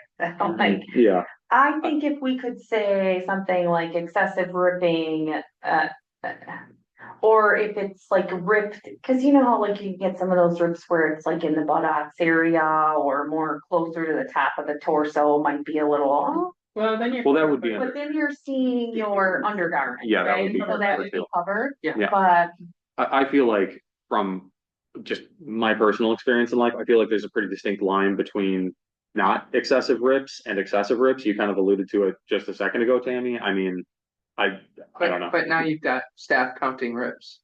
So do you really want to go I there? don't think it's really a matter of counting rips. I think it's more about the total amount of area. I don't know. I feel like, What if you have a rip in your midriff, but it's still one distinct shirt, but your undergarments aren't showing? We're talking about having a gap between your shirt and your pants, but if somebody wants to have a rip in the center, that kind of creates a midriff shirt, but they still meet the other part of policy. I'm not trying to be difficult, just trying to understand from an enforcement perspective. So is the suggestion to get rid of the word excessive? How do I do that? Then if there are any rips or tears, we have, the policy would state they would need to have something underneath. I would like Jared to weigh in on this. Just from an administrator point of view, how would you view this? I will tell you that, I will, lean into, however the building principal or their designee wants to make a decision on it. But how, is this a difficult thing to enforce? Is this going to be a problem? Or is it just going to be something, a judgment call that you make and you're just fine with it? I think in just about any particular part of a dress code, there's going to be an exercise in some discretion. this is about increasing specificity. Yeah.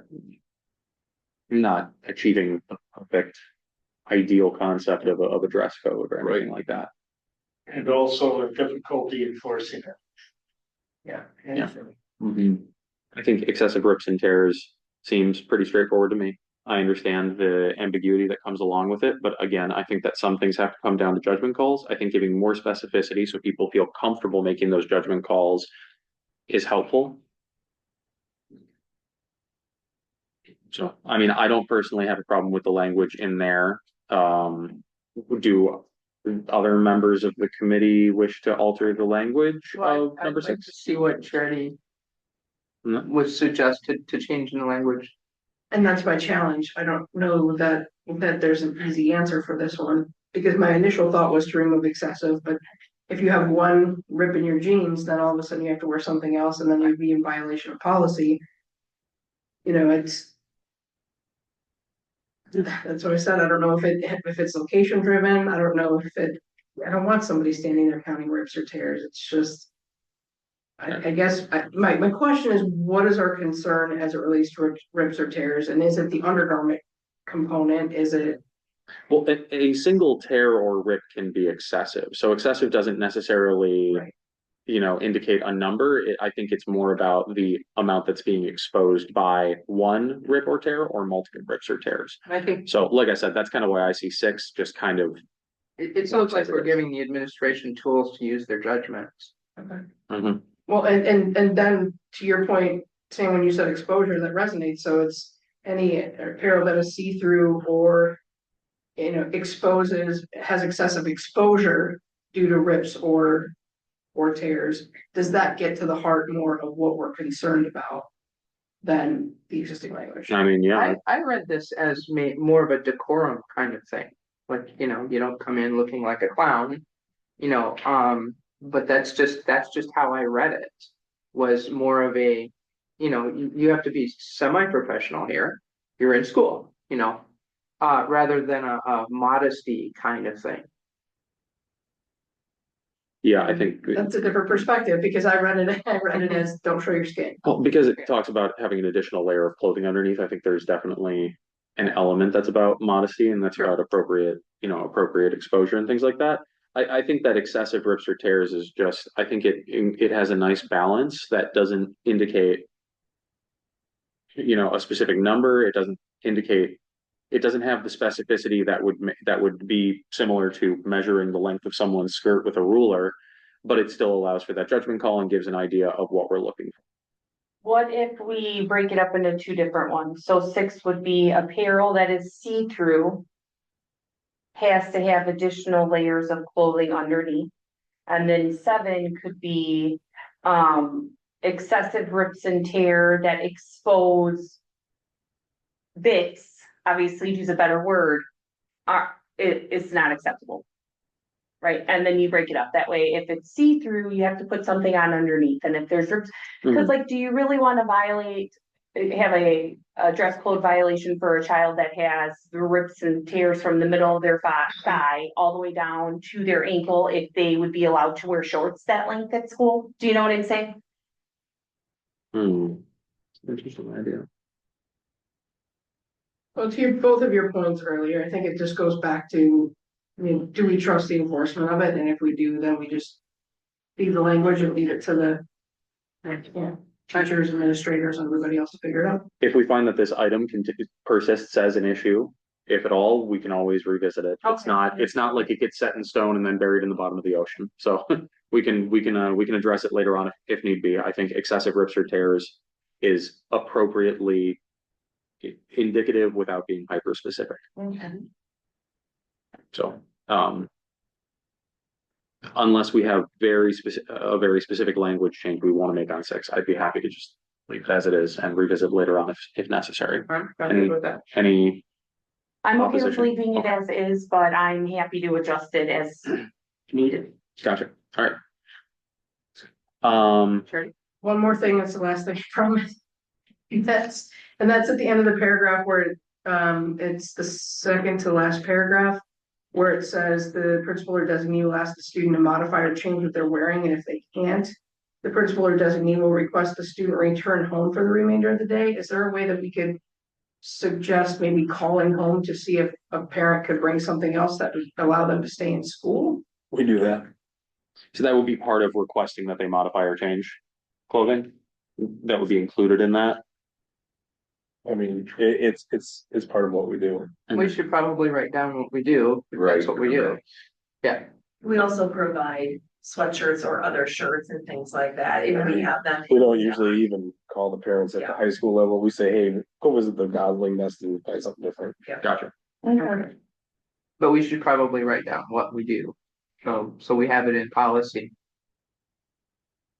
Sure. Fair. I do agree with that. We do have sometimes administration that take things very literally and, you know, it's.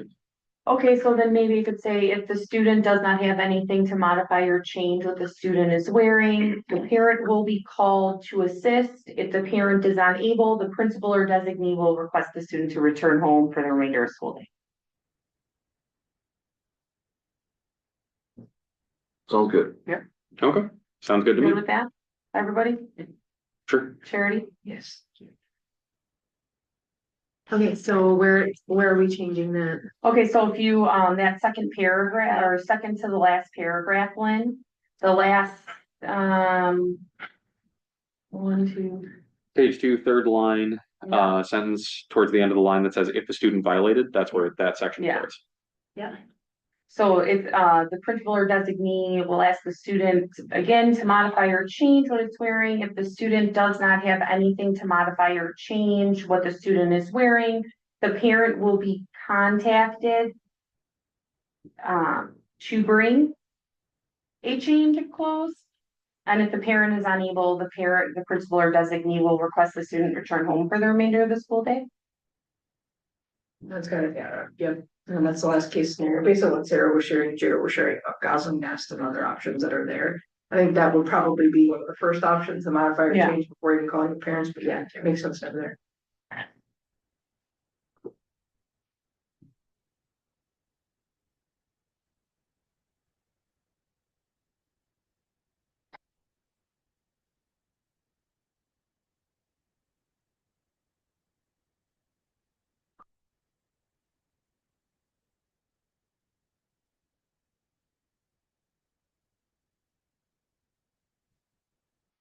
There was a question from our attorney. On the top of the policy, there's optional language from our old policy. Wondering if you want that earlier version discussion piece to move forward from our old policy into the new one, what starts with the board recognizes. I like that there. Yeah, the in bold at the top. Yeah, I liked that as well. Lori? Yeah, that's good. Cool. Right. And then below where we talk about any exceptions or modifications to these rules shall be, they had who determines exceptions. Shall be the building principal or their designee and communicated by building principal or designee for special events such as prom, homecoming, spirit days, field trips, and etc. All right. That makes sense. Sounds good to me. Yeah, good. Okay, nice. All right, any other thoughts? I think that was your last one, Charity. Lori, you're good. Craig, you're good. Dan, you're good. Yeah. All right. I'll double check with Tammy when she comes back, but I think that's everything. Lynn, I'm gonna give you just my quick list that I have of the things that we talked about in here. We talked about adding to the top of the policy language about additional information being located in the handbook, taken from our previous version. Then on item 3, under those guidelines, we have removing the language about shirts having cap sleeves, and then removing the phrase tank tops, and adding the term A shirts in reference to those tight-fitting undergarment style tank tops.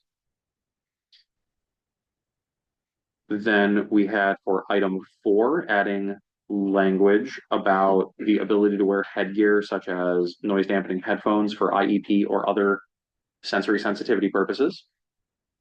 Okay, so where was that at? Item 4, hats and hoods.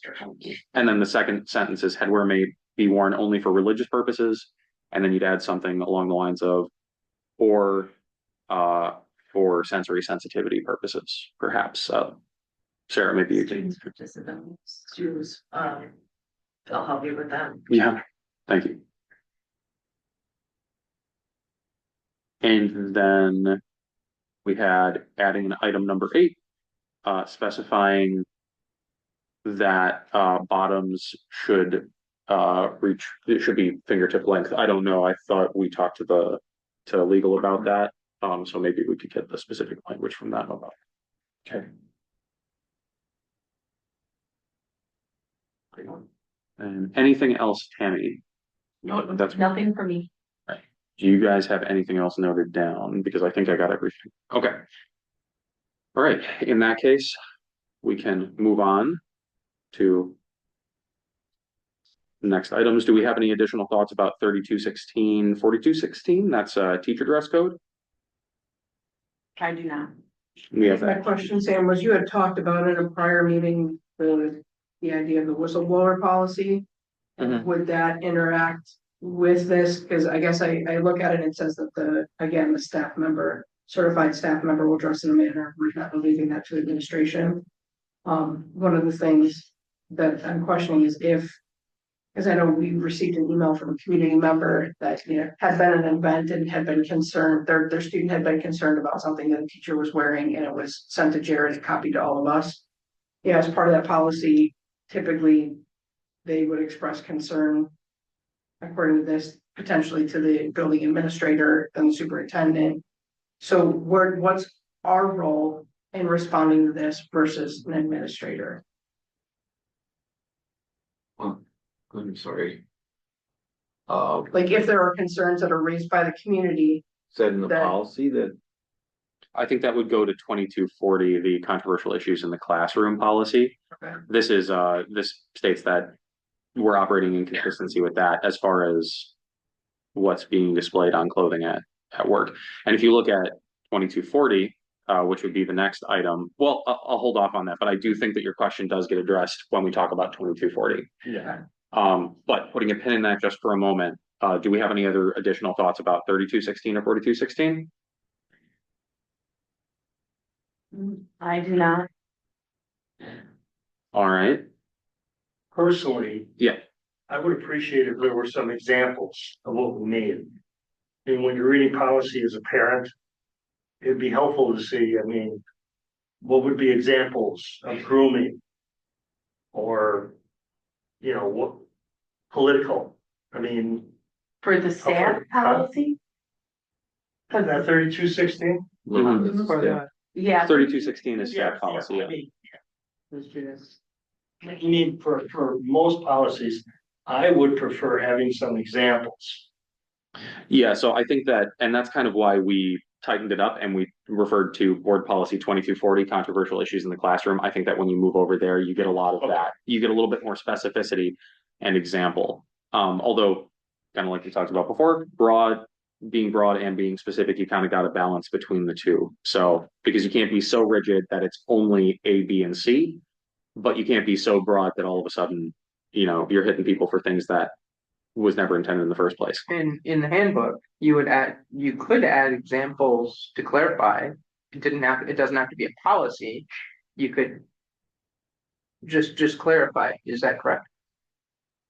You can, but again, what Sam's talking about and what our attorney said gets difficult is when you try to provide clarity, even through the example process, that then takes the discretion in our attempt to try to clarify for the administration. It may also take some of the ability for discretion for the administration to, you know, call a trump card or a not trump card, right? Yeah, if we're talking about cards, right? You just have to have an idea that you're entrusting in our leadership to make decisions that are aligning to what you're looking at. Well, yeah, I was more concerned with. Again, what Craig said is the feeling from the board has been, listen, we tried to work in that regard, and apparently we feel as a board that's not being heard. And so we're going to give you some more specificity as to what we would like to see as the culture for dress around here. Okay. This is the more specificity that we're looking at. You can get even more specific if you want. Just know that with more specificity doesn't necessarily mean it gets clearer. Yeah, it's kind of like measuring a coastline. Right. The closer you get, the longer the coastline gets. Yes. And it's a complicated situation. So if we don't have any other questions besides the specificity, I think we can hop over to the next item on the agenda, which is 2240. And then we can kind of look at that and we can talk about some of that language, which I think carries over. So I think the relevant parts here would be A through D on page 1, and then the newly added red underlined paragraph beneath A through D. It says the board will permit the introduction and proper educational use of controversial issues, but it says that it must be related to the instructional goals of the course of study and the level of maturity of the students. Does not tend to indoctrinate or persuade students to a particular point of view, encourages open-mindedness and is conducted in a spirit of scholarly inquiry, does not cause a substantial disruption in the school environment or create a hostile school environment. And then this is, I think, where it's most relevant. It says district staff are prohibited from displaying political or controversial flags, signs, clothing, or accessories. This does not include the US flag, the Wisconsin state flag, or the official flag of the municipality in which the school is located. And so we've got a little bit more specificity about how that looks. If we would like additional things, I think that administrative guidance is a good place to find that, as well as perhaps in an employee handbook. Any thoughts there, guys? Charity, this kind of loops back around to what you were asking about. I think for me, it was just the determination of, it's always the determination of whom. So if the administration and or the superintendent is the one that's going to make that determining factor, if the site administrator, then the superintendent, and then they have the opportunity to kind of appeal to us if they don't agree at any given point in time. That makes sense. Yeah. Yep, and that's I think that was in the last one as well, but it's also, if we're looking at 2240 here, we've got a paragraph towards the bottom about the staff member not being certain about whether it's defined as controversial. So you know, I mean, as always, there's going to be kind of a collaborative relational aspect to the process, because things aren't always simple, but that's where it stands. Dan, do you have any further questions there as far as that goes? No. The only thing that I would add, and I know that we kind of talked about this briefly with Renee, is to add in that district staff is prohibited. The second sentence, this does not include the US flag, Wisconsin state flag, or the official flag. I would also say this does not include school pride wear. So anything that's like Gosling related, any of, I don't know, merch that we put out, I guess you call it. Any of the clothing that we have, it's related to sporting events, clubs, things like that. Or, well, not clubs, but I would say like official things like musicals. Does that make sense? They have a minister. Yes and no, because this is where Definitely not this is allowed. where I asked the similar question.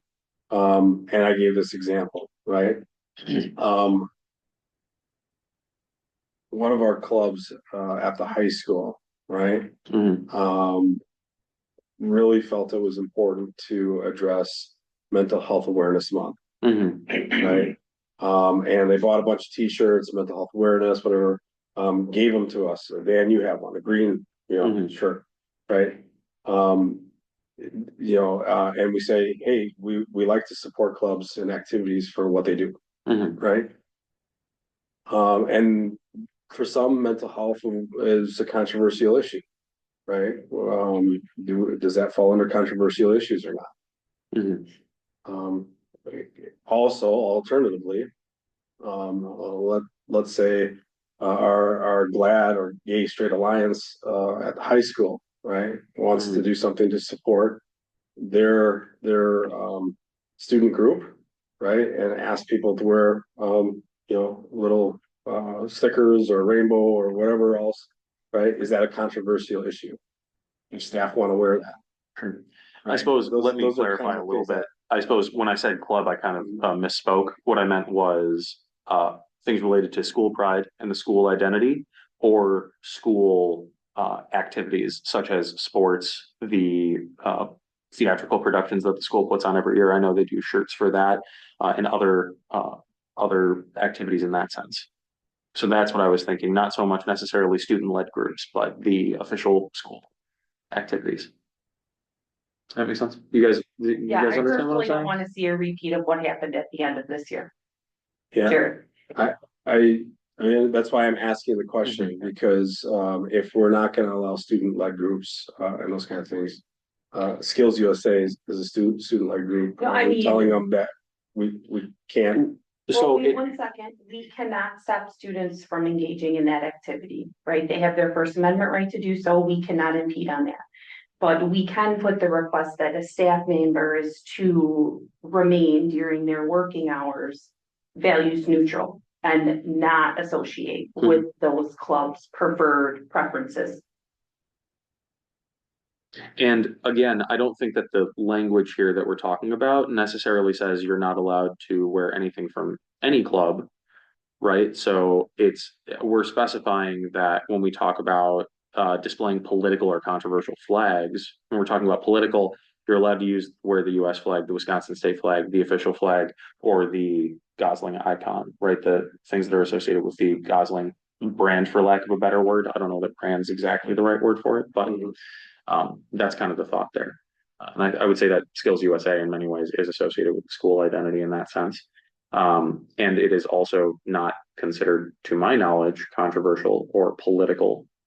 I guess I would be interested to hear from people who do think it's controversial and political. I think that would be a fun conversation. I'm just curious as to what happened at the end of the year. If that's something Me that can too. be shared, because Yeah, I'm feeling a little, like a little.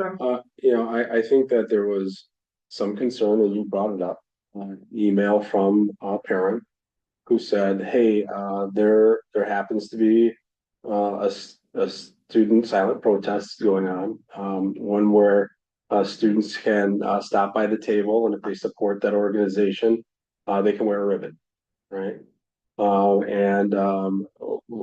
Some teachers stop by the table and put on a ribbon, right? But there was also another staff member who supported that group as well as other groups in solidarity with humanitarian efforts, right? That they thought were humanitarian efforts that some other people might think of as that's not a group that is a humanitarian effort. In my mind, that is a terrorist group. Okay. And then they called and said, I think that is a controversial shirt that a staff member is wearing. Right, so it wasn't the ribbon, Jared. It was the attire that multiple staff members chose to wear. I will tell you that also there are people who were not happy that staff members were wearing a ribbon in support of LGBTQ as well. I want you to know that there were people who shared that. Right, but the issue I'm talking about was the actual attire of. But when we're talking about accessories and flags, that the ribbon in that circumstance will fall underneath that. And that's because, and again, that speaks to a situation where those icons carry a political, controversial, kind of connotation with them, at the very least. And that's just the ribbons. We're not even talking about the shirts. That's a whole different conversation. The shirts step far outside of that boundary, way outside of it. The ribbons are still, this is more about, you have to have a line where the cutoff is, and the simple line is US flag, Wisconsin state flag, municipality flag, and school iconography. The change for staff is going to be this, which is prior to this, right? They felt pretty free in supporting any student-led group, right, and just supporting their students. This is going to, as it relates to staff dress and following this verbiage, is going to tell them, I'm sorry, there's some student groups that we think are controversial, and it's okay for them to be controversial and do that. But we don't want you to support that during the school day. And that's just going to be the difference of the ask. Can I ask a question? Go ahead. Don't we have religious groups that meet at the end, as a club as well? Yeah. Yeah. And would it be typical or normal for staff to promote that particular religious organization in the classroom? So we have staff who wear shirts like "Give Generously," has the heart and the cross, right, and stuff like that. Sure, we do. Sure. Perhaps maybe I feel like if it was a particular club that happened to be promoting a particular religious belief or value that's indicated in this particular policy, that would be outside of the board policy.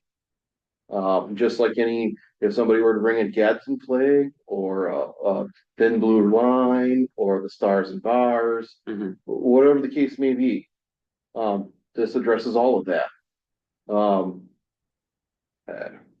I think that there shouldn't be a double standard, period.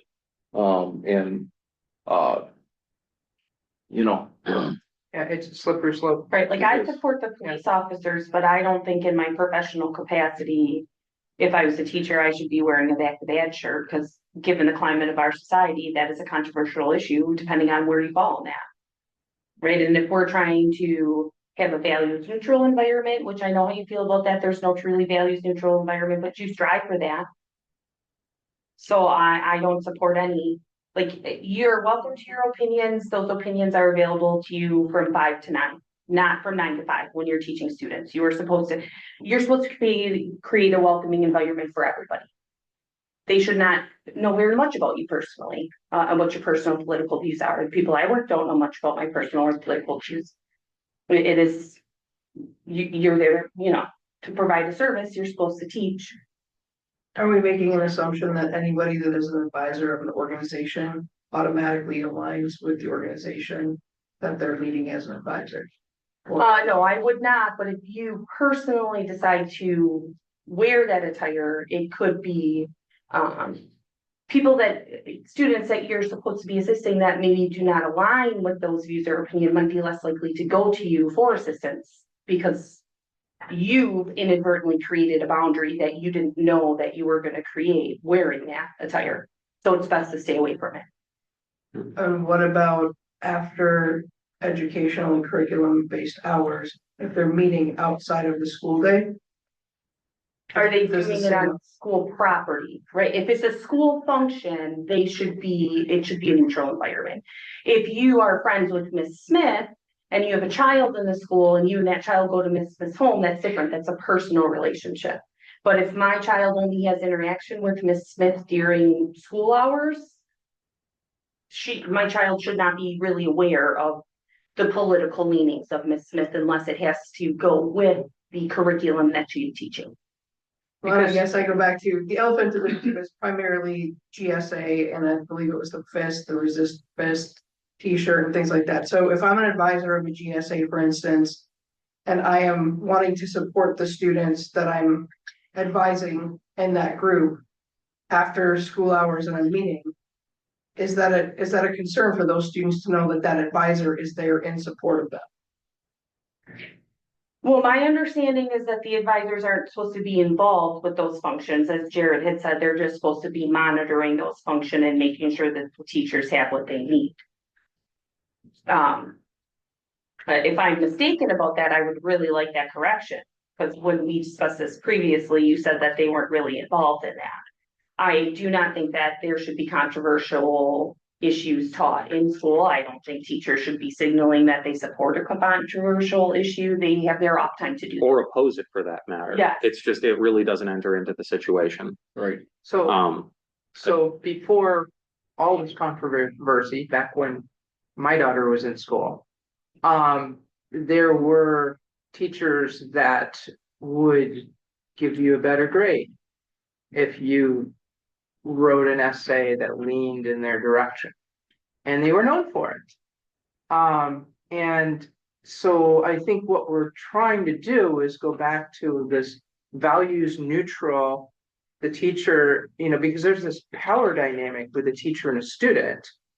And so the spirit of this is to back off and stop leaning on the kids to swing one way or the other with whatever ideology that you're wearing. That's the way I read this. If you disagree, I'd love some clarification.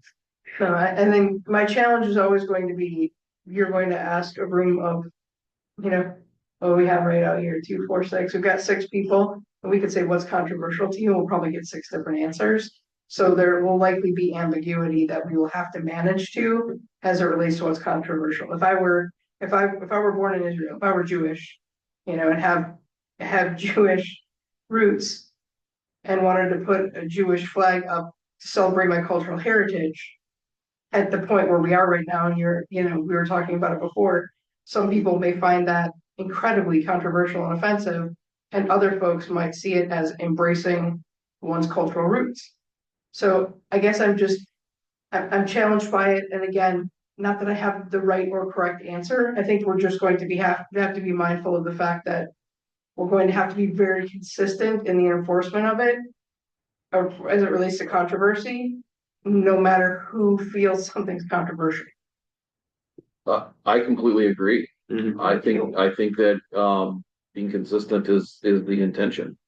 It, because we're here not to create a distraction. We're here to educate kids, or, you know. Yeah, and the clarification being, we're certainly not going to ask people within the school to refrain, teachers within the school to refrain from wearing an icon that the school itself displays. So Gosling stuff, the US flag, the state flag, the municipal flag, if we have one up there, we're not going to ask them, say, no, you're not allowed to do that. This makes sense. This is consistent. As far as enforcing things, I don't care if someone is wearing a shirt that promotes atheism, Christianity, Buddhism, Hinduism, or anything else.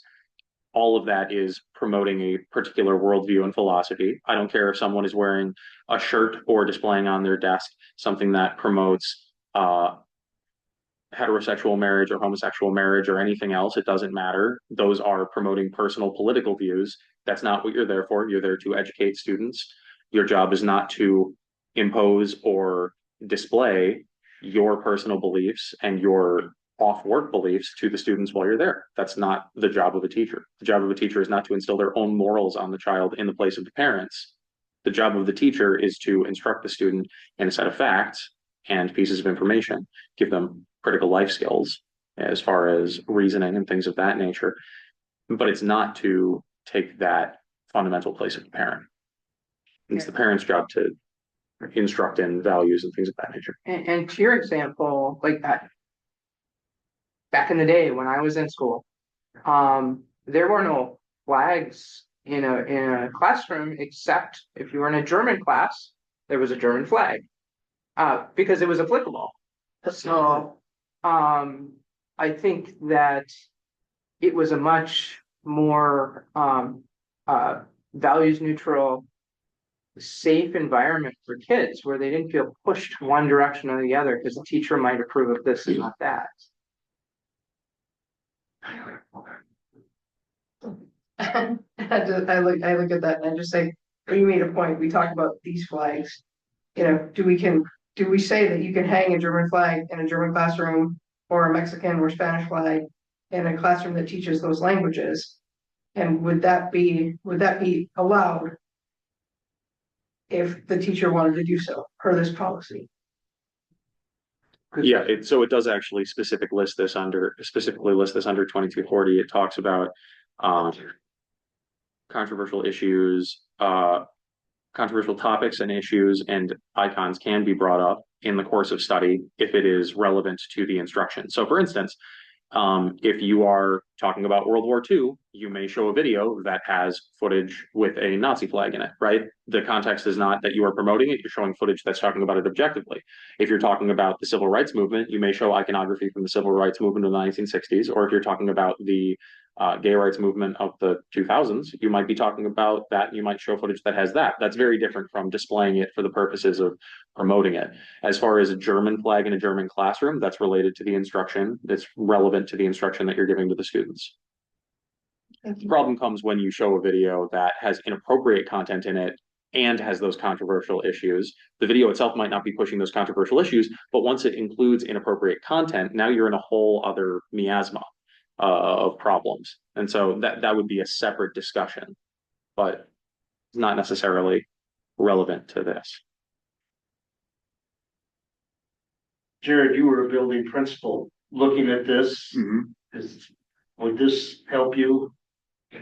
I will share like the same thoughts I said around dressing, grooming in general apply to some of these types of things as well, which is, you know, it's interesting that we've gotten into a place where I'm going to have to make a decision as a building principal that if you're wearing a shirt that says protect our national parks, now all of a sudden that's a political shirt, right? And maybe a controversial issue. And you picked it up, you know, on maybe one of our DC trips. You were at one of the national parks, which DC monuments and whatever else, right? Along with the kids. And, you know, you were like, hey, I really like the shirt. It reminds me of the trip. And now I say, can't wear that. It's a controversial issue. those are the kinds of things that you're gonna be asking our building principals to make judgment calls on. And me and yourself, you're going to have to be the final arbiter in that. Mhm. Right? I just find it that is what we're reduced to, and we've spent almost an hour talking about. And we're not talking about other larger curriculum issues or other things because we're worried about our culture, and I don't know where our culture is that terrible, that we're like having to deal with this, but it must be. Well, I don't know if anyone has any issues with 2240. Do you guys have any issues with 2240? Are you fine with forwarding it as a first read? Okay, well, then we'll move on from 2240 since we've got 3 people in agreement. We'll move on to item F, which is 5136, personal communication devices. This is I know that Diana had a comment about that as I kind of skimmed through. That might be a good place to start because this is mostly about some of the changes that were made, and I think this has also got some interesting discussions in it. I think a lot of it surrounds item 5 on page 3. But does anyone have any questions? Did you guys get a chance to look it over? I've been over it several times over the past month, so I guess I'd like to give people a point to hop in. It's gonna come down to enforcement again. Well, as always, there is always a judgment call, and I think that we understand that. I mean, if we want to install CCTV even further than we already have it in the school, certainly we can, but I don't know what else. Yeah. So, this discussion does not belong in this policy meeting because it's not policy. But, I looked into enforcement and the most effective enforcement for, cell phone, policy. Mm-hmm. And the most effective is a pouch Mm-hmm. that the student puts their phone in, they put it on silent so that only the emergency phone calls come through, and they keep it with them. Mm-hmm. And I think that having a policy is great.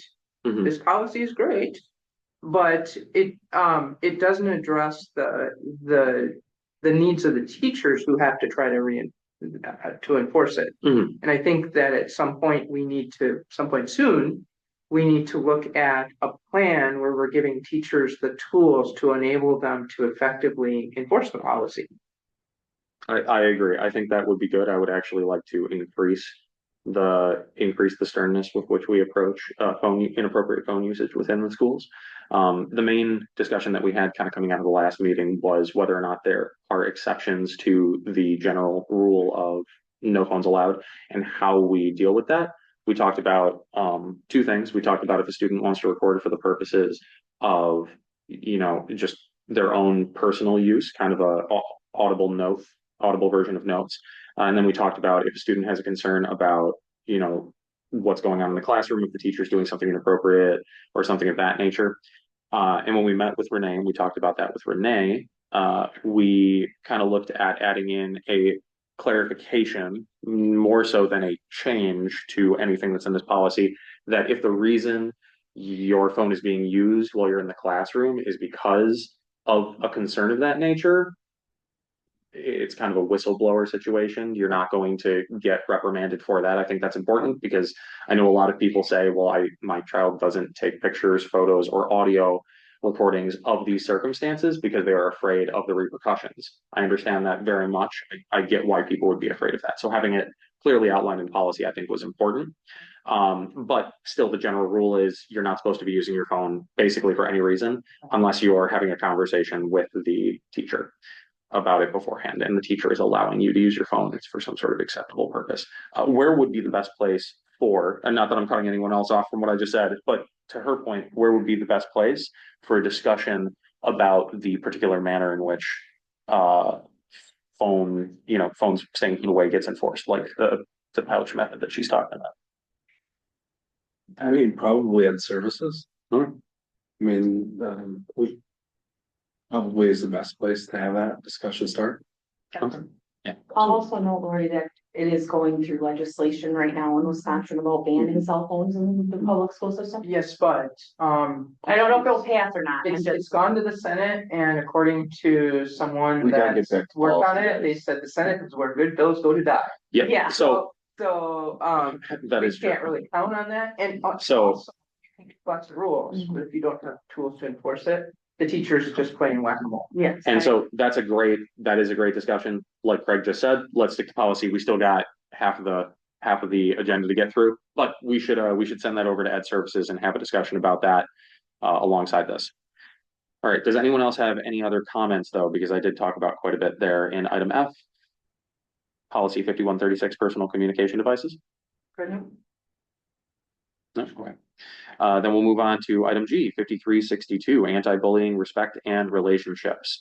This is only in here because we wanted to actually add in a little bit more context about if you're taking videos and your intent is to distribute it for cyberbullying. This is, just to be clear, this is not okay. This came out of a discussion about how sometimes all too common form of bullying is where a student will, I guess it's like gaslight bullying, I think is what we were talking about, is what we called it. But a student will pretend that they're being accosted by another student, and they'll record it. They'll push the student to a breaking point, record it, and then be like, "Oh no, they were attacking me," when in reality they were the people who were aggravating that. We had a discussion about how you work that out. Again, it's a case by case basis. You have to go through the due process to figure out what was going on in those situations. Sure. But the idea is, if you recorded it, you are going to be held responsible if your intent was to use this to harass that other student.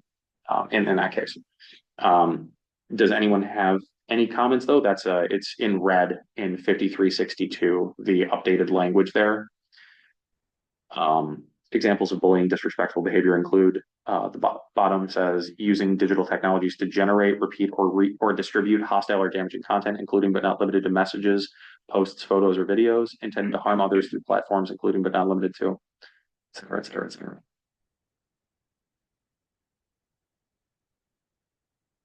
No. It was good. Sure.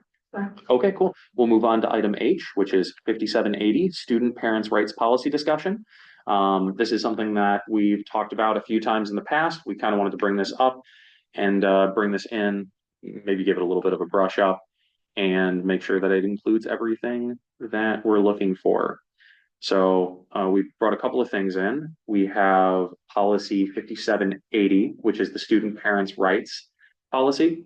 But some of the discussions we've had in the past have been more so, well, 5780 is a little bit more centered around the rights of the student's parents and where the boundaries of the school authority end and the responsibilities of the student and parents' rights begin. It's got a lot of good language in it, but we've talked in the past about adopting at least a portion of the language or bringing in something similar to a portion of the language from Assembly Bill 510 from 2023, which was the proposed Parents' Bill of Rights. Okay. So I'm going to open that up for discussion. I don't know how much you guys were able to look at that. I know there was quite a bit in policy. Do you guys have any initial thoughts about what you'd like that to look? One, from a process perspective, I'm curious as to why both of these came up outside of the fact that they weren't on future action items from prior meetings, just out of curiosity.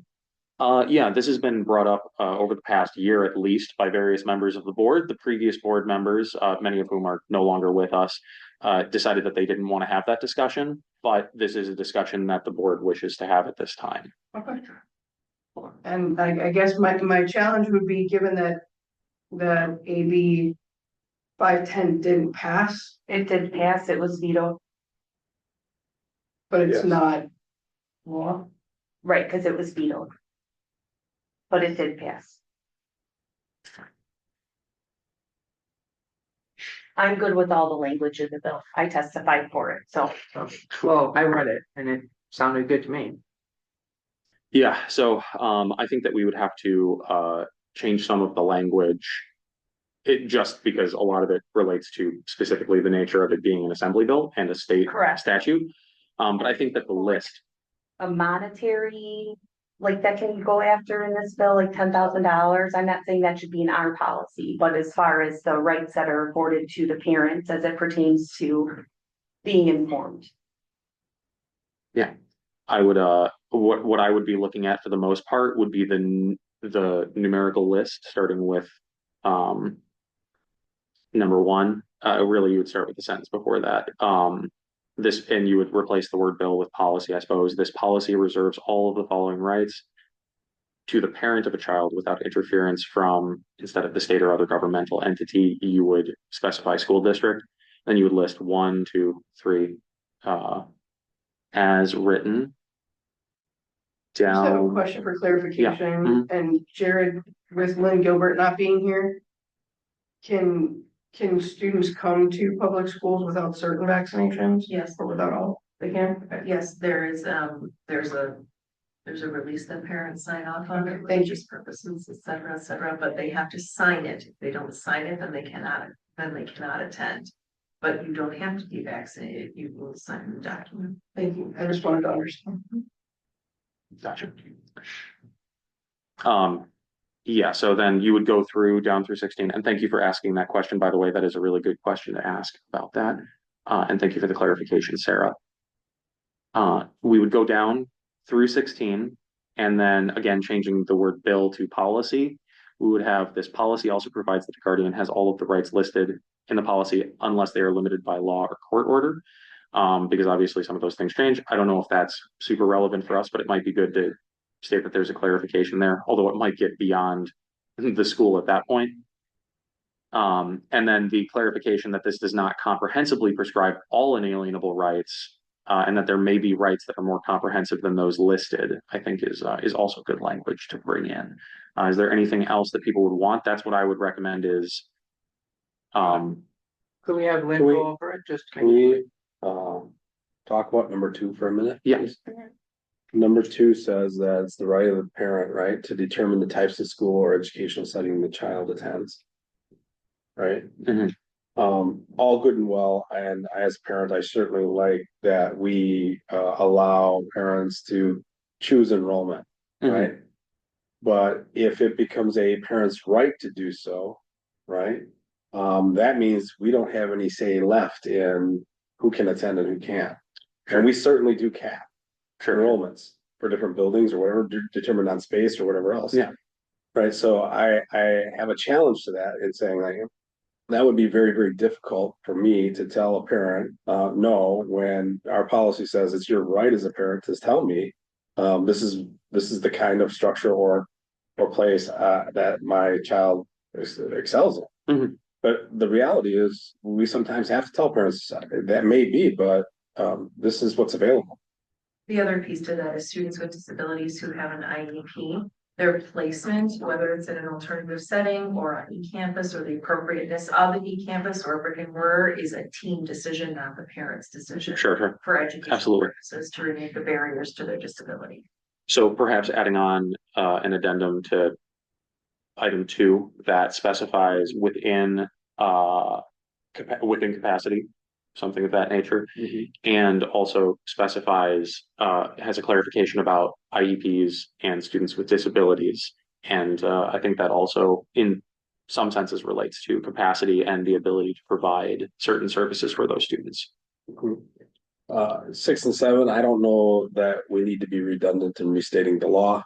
I don't, I mean, I understand they're in there, but it's the law. And we also have policies that also directly Address that elsewhere, right? I mean, like, I don't know, I mean, trying not to be redundant like we talked about earlier. I do think that there would be value, however, that as a counterpoint, although I hear what you're saying, I think there would be value in having this laid out in a fairly simple and concise manner for people to access so that they know, yes, this is there. And we could even say these are the policies in which this is expounded on in greater detail. We could kind of have that at the end. I don't know what you think about that, Jared. What do you guys think, Tammy?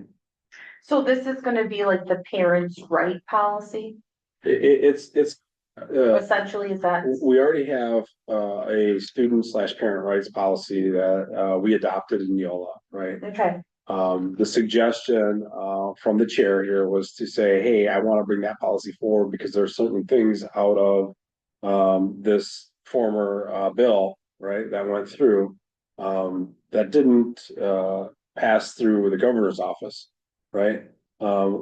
But we think that there's some important things here that we want to give from our policy perspective to our parents, even though it didn't pass law, right? And I'm just saying that some of the things in here are already enumerated in already other policies that we have or law. And why re-enumerate them again? It's just redundant. I don't merge it into 5780 and just drop off the redundants. Well, some of them we're talking about, at least my understanding is, Sam is talking about taking this list and putting it into the existing student parent rights policy. Like these enumerated pieces right here, right? Yeah. So he's going through them and saying, are there any issues with some of these? And there are some that I have issues with, Yeah. and I'm trying to roll through from an administrative standpoint. Here's the issue with it. I don't have any issues about sharing with parents that we have rights and or giving more rights than are available to them through our state law because it didn't pass our state law. But I am concerned about some of them as to how do we manage that. For instance, like I said, if a parent says, well, it's my right to determine where and how, what school my kid goes to, that's going to be an issue for us. Yeah, we're gonna need to put a qualifier. Yes, so I think that's great. You know, So outside of the potential repetition, which I think that inevitably is gonna happen sometimes in policy, I think that there's a usefulness to having it there, even if it is described in greater detail in other So the policies. correction that I would give to number 2 is, the right to determine the type of school or educational setting would be the right to have choice when available, right? Okay. I mean, like, I don't see that's a problem if they have choice when available, right? That's their right, that they can, if there truly is choice available, right? Then they get to determine that. We don't get to determine that, Yeah. right? It's an elegant add-on. But it has to be available. Yeah, Right? I don't disagree with that at all. So So the right to choice when available of the type of school or educational setting the child attends. right. Sure. And that would play nicely. I think that would sum up the IEP and disability. Well, that is outside of any decision that an IEP team would make for a student. Right, that would be outside of that because that's not an available choice, that's Correct. a team choice. Outside. I'll help Lynn Yeah, craft okay. what that would look like. As long as you got that. Are there any other items on this numbered list that fall into a similar vein where you would say like, oh, hey, this is something that we should probably modify because I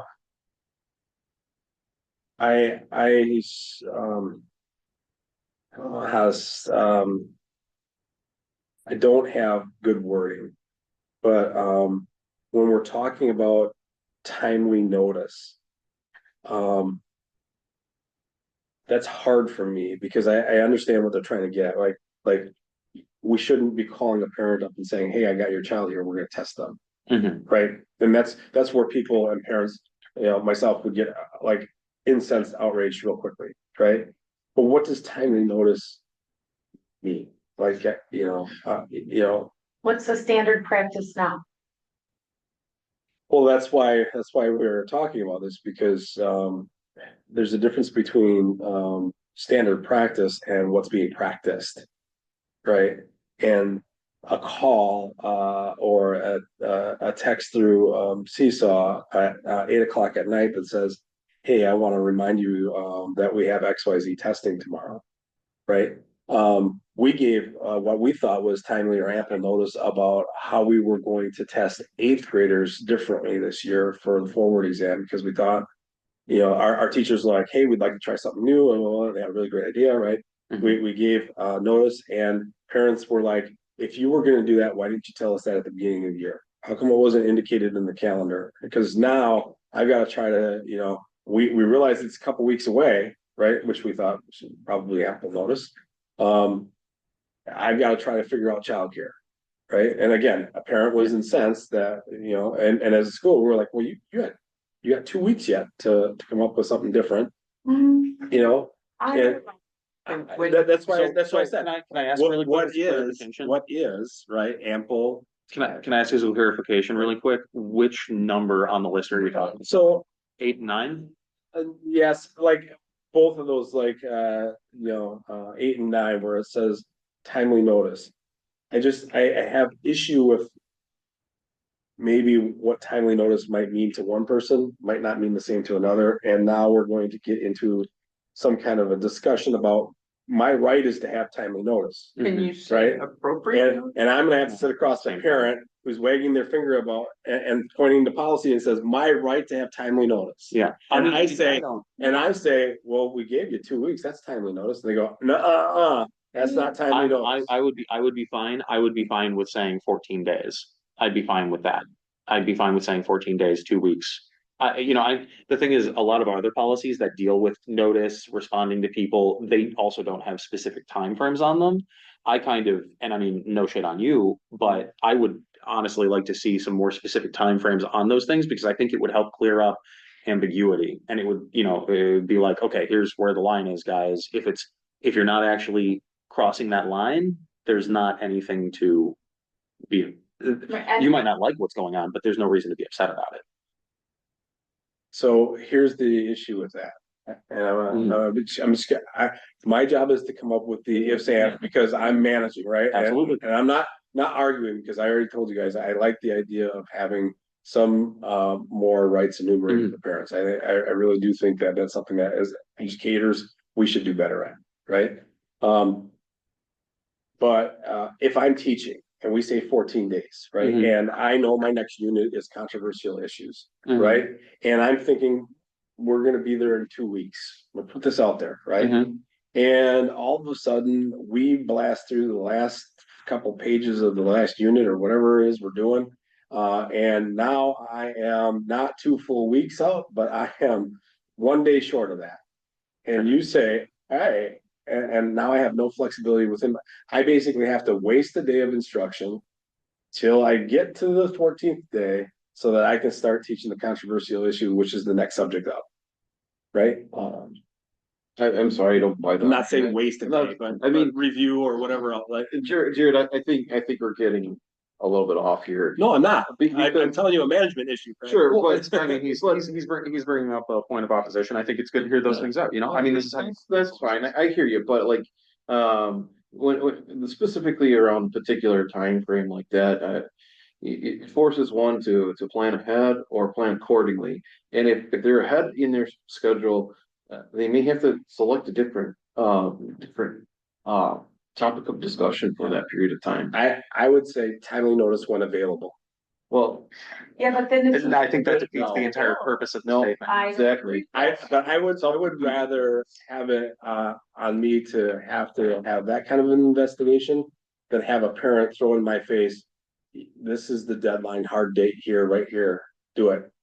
So you're not okay with? I'm not, No, I think I like the hard time date. I think I like the specific number of days personally. I hear what you're That's up to saying. you guys. I Totally. mean, I'm Totally telling what you you're the saying. management issues that we're gonna run into. You I, have to make the decision. Well, I mean, I don't make that decision. 14 days is the minimum. You can always let people know more than 14 days. Right. I have a hard time believing that you're going to get blindsided by something 2 weeks from now. Sure. And I'm in a very, very fast moving job.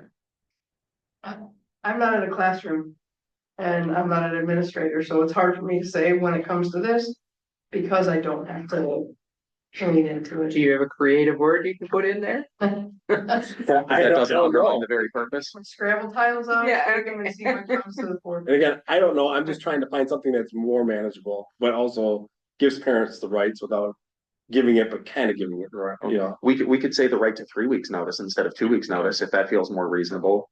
No, because that makes it even more Listen. difficult for a teacher to hit that timing appropriately, okay, right? I don't need a 14-day. I mean, we can do a 14-day if everybody's comfortable with that, but it can't be timely when available. I mean, You need to make it a priority to inform the parents of the students you're tasked to teach of inappropriate information or some information they might find inappropriate being presented to their child. That is part of your responsibilities in your job function, Jared. So I know my job functions. No, not yours, but like the But, staff members' right. job function. So but here's the thing, right? What I'm worried about is the default to a response that says timely notification, right? And a teacher at the beginning of the semester says, here's some controversial issues we're gonna hit during the course of study. And they say, I gave timely, I gave it to them at the beginning. If they're upset because now I'm teaching it and they say they weren't told, and I say, I told you 6 weeks ago, that was more than time. Then I think that would fall to the parent. The parent should have said, okay, Ms. Smith, I do not want my child part of this instruction or this instruction. They need to be sent here. That would then fall to the parent if the teacher did their due diligence and informed them. So what you're saying to me is then I would say to that parent, listen, I think you thought your idea of timely, right, is, the couple days before or a week before because you're a busy person, right? But they gave it to you 6 weeks ago. That's more than timely. That's what I'm supposed to say to that parent. So I don't think she proposed that, but I mean, I would probably say something. Well, like I know, that. I'm reading her answer as that, right? If I'm reading her answer as that. person that the parent was talking to, I would say, I understand your frustration, but Miss Smith informed you at the beginning of the class that she was going to be brushing up on these sections of instruction. And at the end of the email, she informed you that if you do not want your child to participate, please email me back and tell me what instruction you'd like your child excused from. And if the parent did not do their due diligence to do that, then that should not fall to the teacher, like they didn't do, like it was too timely, but we can't. Yeah, I do agree. Lori, what were you gonna say? So we talked earlier about how much notice we give somebody for a meeting. And this is an assembly bill, right? They would be thinking in those terms already, right? And we talked about this, 24 hours for a meeting is minimal, right? And as a courtesy, a little longer, like, the week before. And I'm thinking that's what they meant when they said timely notice. I think they meant I more think than it's a little bit 24 different. hours. Yeah, more than 24 hours is definitely relevant there. I mean, I suppose we could probably talk to some of the people who worked on it. Well- Yeah, Dan, what's going on, Dan? Well, just for a little context, Sarah, how many parent requests do you get in a typical day or a week? Or what? Well, they want a response to something. Oh, consistently. So, and that's fine. I mean, it's all of the time. I work and Jared works with parents all of the time.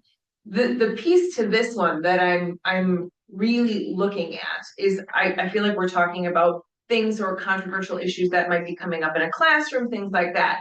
My mind goes to the other pieces as well, such as evaluations for students when there's a threat assessment evaluation, because something will happen, we have to do a threat assessment on the students the next day or that same afternoon. That's an evaluation on their mental or physical problems, psychological problems that might arise.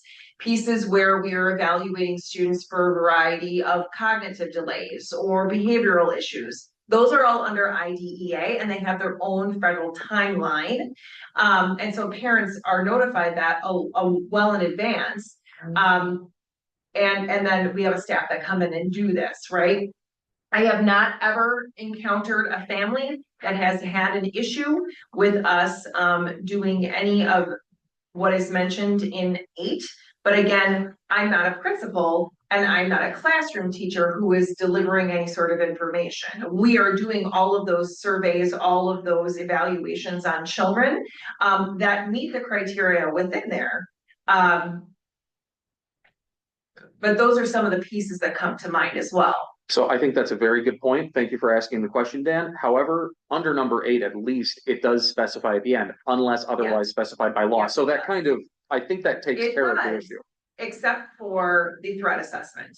Threat assessments are not required by law. They, well, actually, there is a statute that we'd have to do a threat assessment on students, but there isn't a timely piece to it. It's that we're conducting it. But there isn't a timely piece. However, the parent is part of that. We are talking with the parent. and going through those pieces. Right, so And the parent- I think that the perception of timeliness would be like, as soon as you realized it was a threat, you assessed that child and wrote the parents in, right? Like you didn't Yes. do the assessment, sit on the results for a couple of days and be like, all right, I guess I'll call Carl and let him You're know. talking to them before you do the assessment, and the assessment is required by law. But you could do the assessment. I'm not proposing you do. You could do the assessment a month from then. No, According to because law. the student stays out of the building until that threat assessment is done. So we want to do it as soon as possible, and the parent is an integral part to that, Gotcha. but I'm not giving them a 2-week notice. Because the student. Oh, yeah, has sure, to sure. instruction. Right, but it's timely depending on the situation, right? The circumstance, right? Like some trigger, right? There had to be some trigger to say, we need a threat assessment. Correct. And then you are as timely as possible informing that parent. Correct. So I think that would fall within the terms of that, right? Cause the parent couldn't say, well, you didn't tell me sooner. Your response could be like, well, yeah, I didn't know. I didn't know little Jerry needed a threat assessment until, second out. That is true. Craig, what do you? So on page 3, line 8, it finds. Let's see, it says timely notice means written notice provided to a parent or guardian through a process consistent with school policy, such that a parent or guardian may effectively exercise the rights set forth under this section. So if we happen to have a policy that indicates some sort of consistency with timely notice, we probably want to be consistent with that. I suggest that this.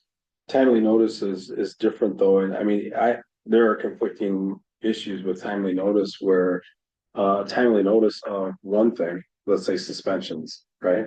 The letter of suspension needs to go out the day that the suspension happened. It may not arrive for 2-3 days. Right. Right, but it should go out that day if at all practicable, right? If not, the next day for sure, right?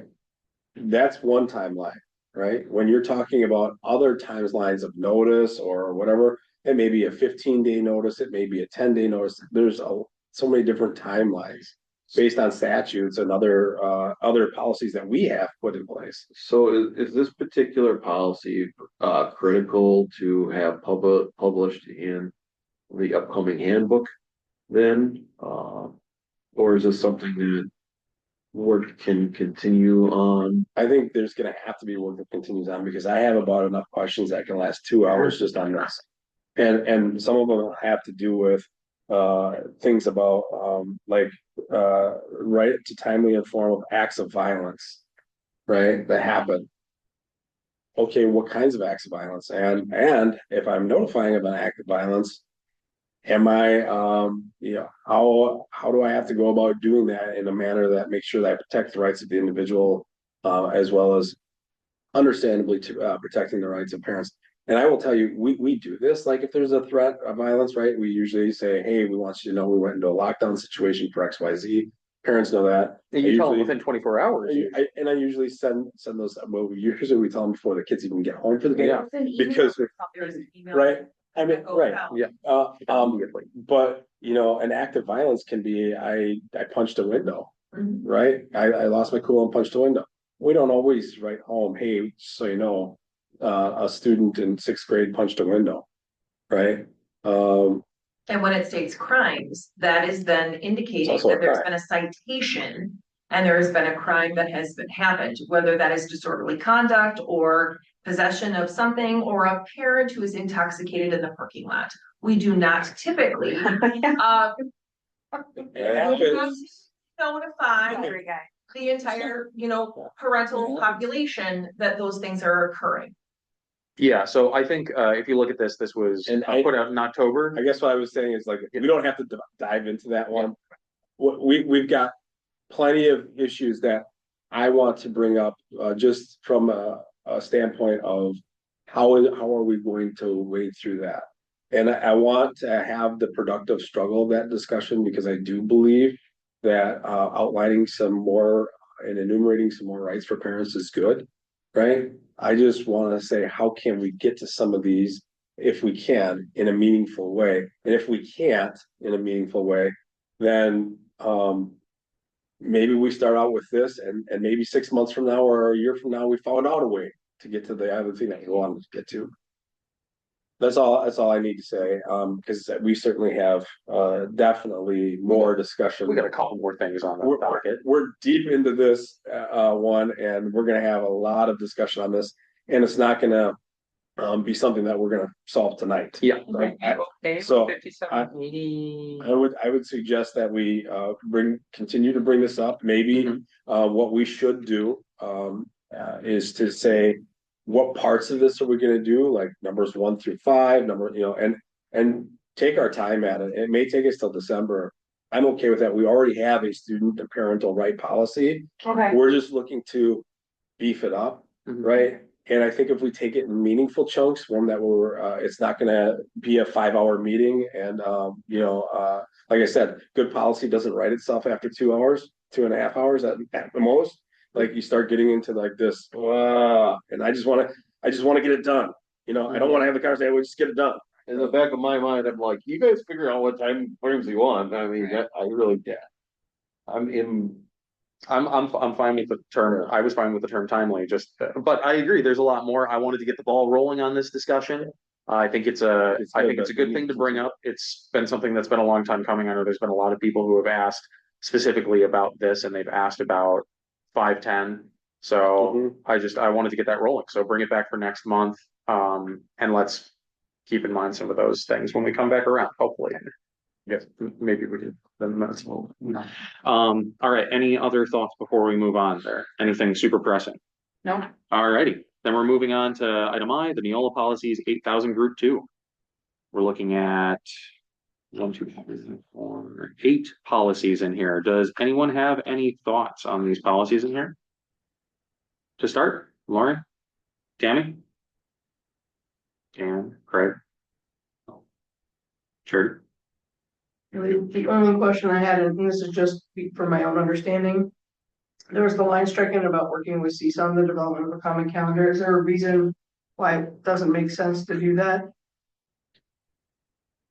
The rationale is that, try as we might, there's 52 school districts in our CISA.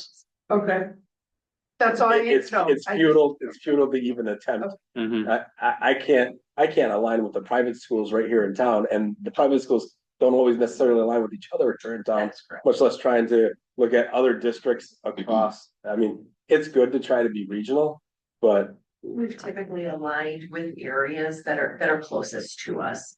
But there's a difference between a small district like Twin Lakes, who's in CISA 2, that's all the way an hour away. And that would make sense to align. Okay, I appreciate the. yeah. Have a good night, Dan. Thanks, Dan. Nice night, Dan. Thanks.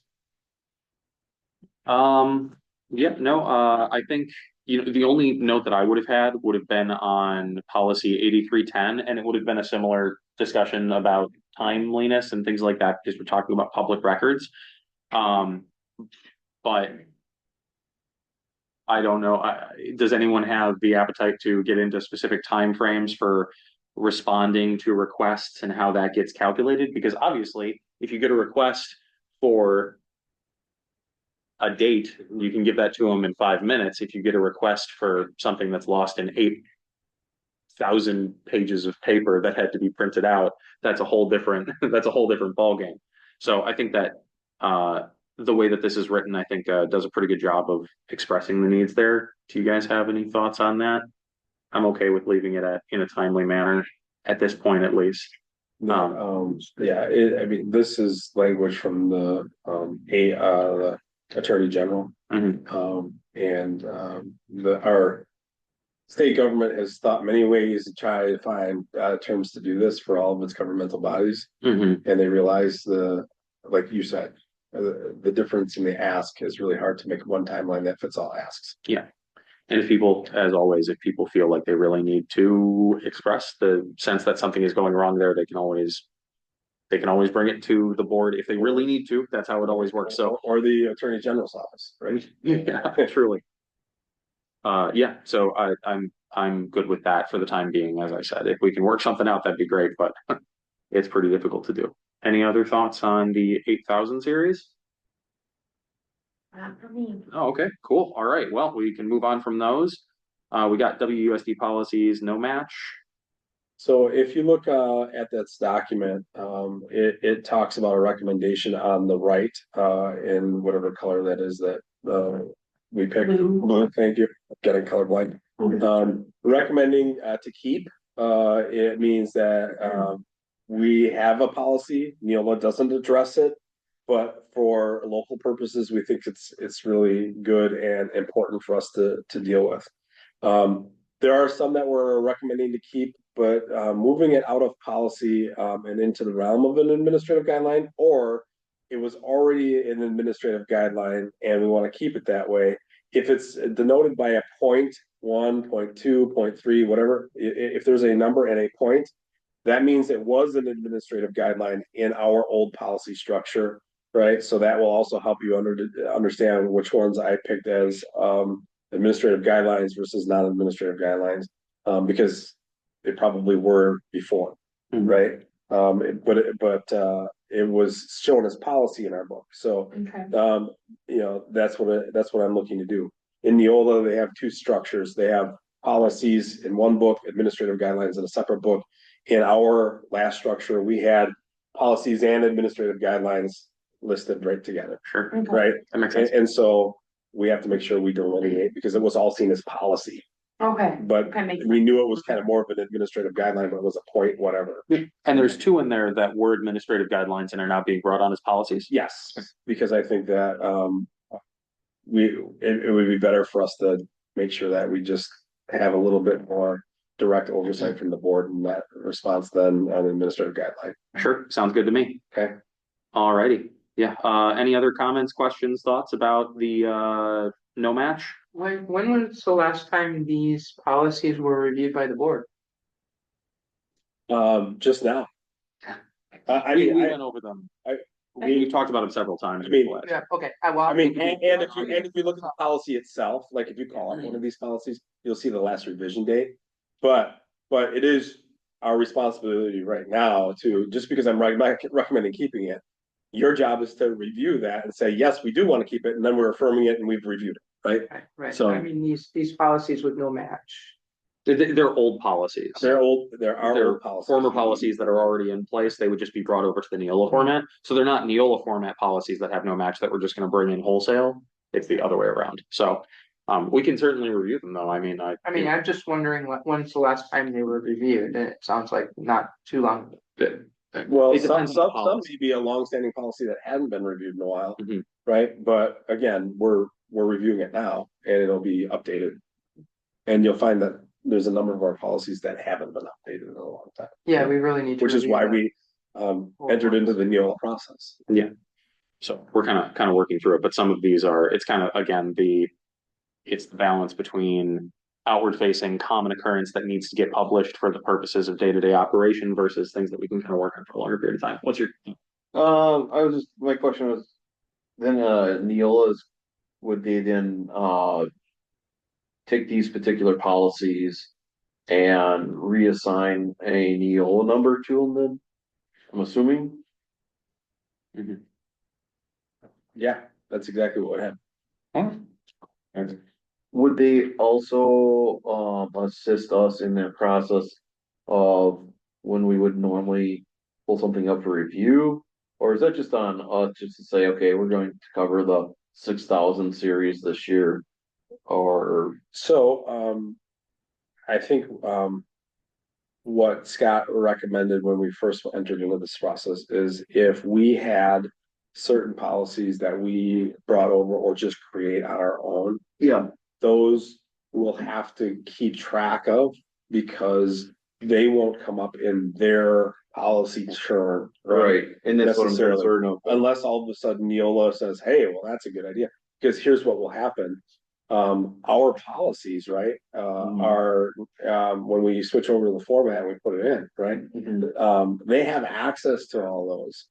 And what they will do, right, is when XYZ school district in Nantucket, right? If they're in that state that has a Nantucket, right?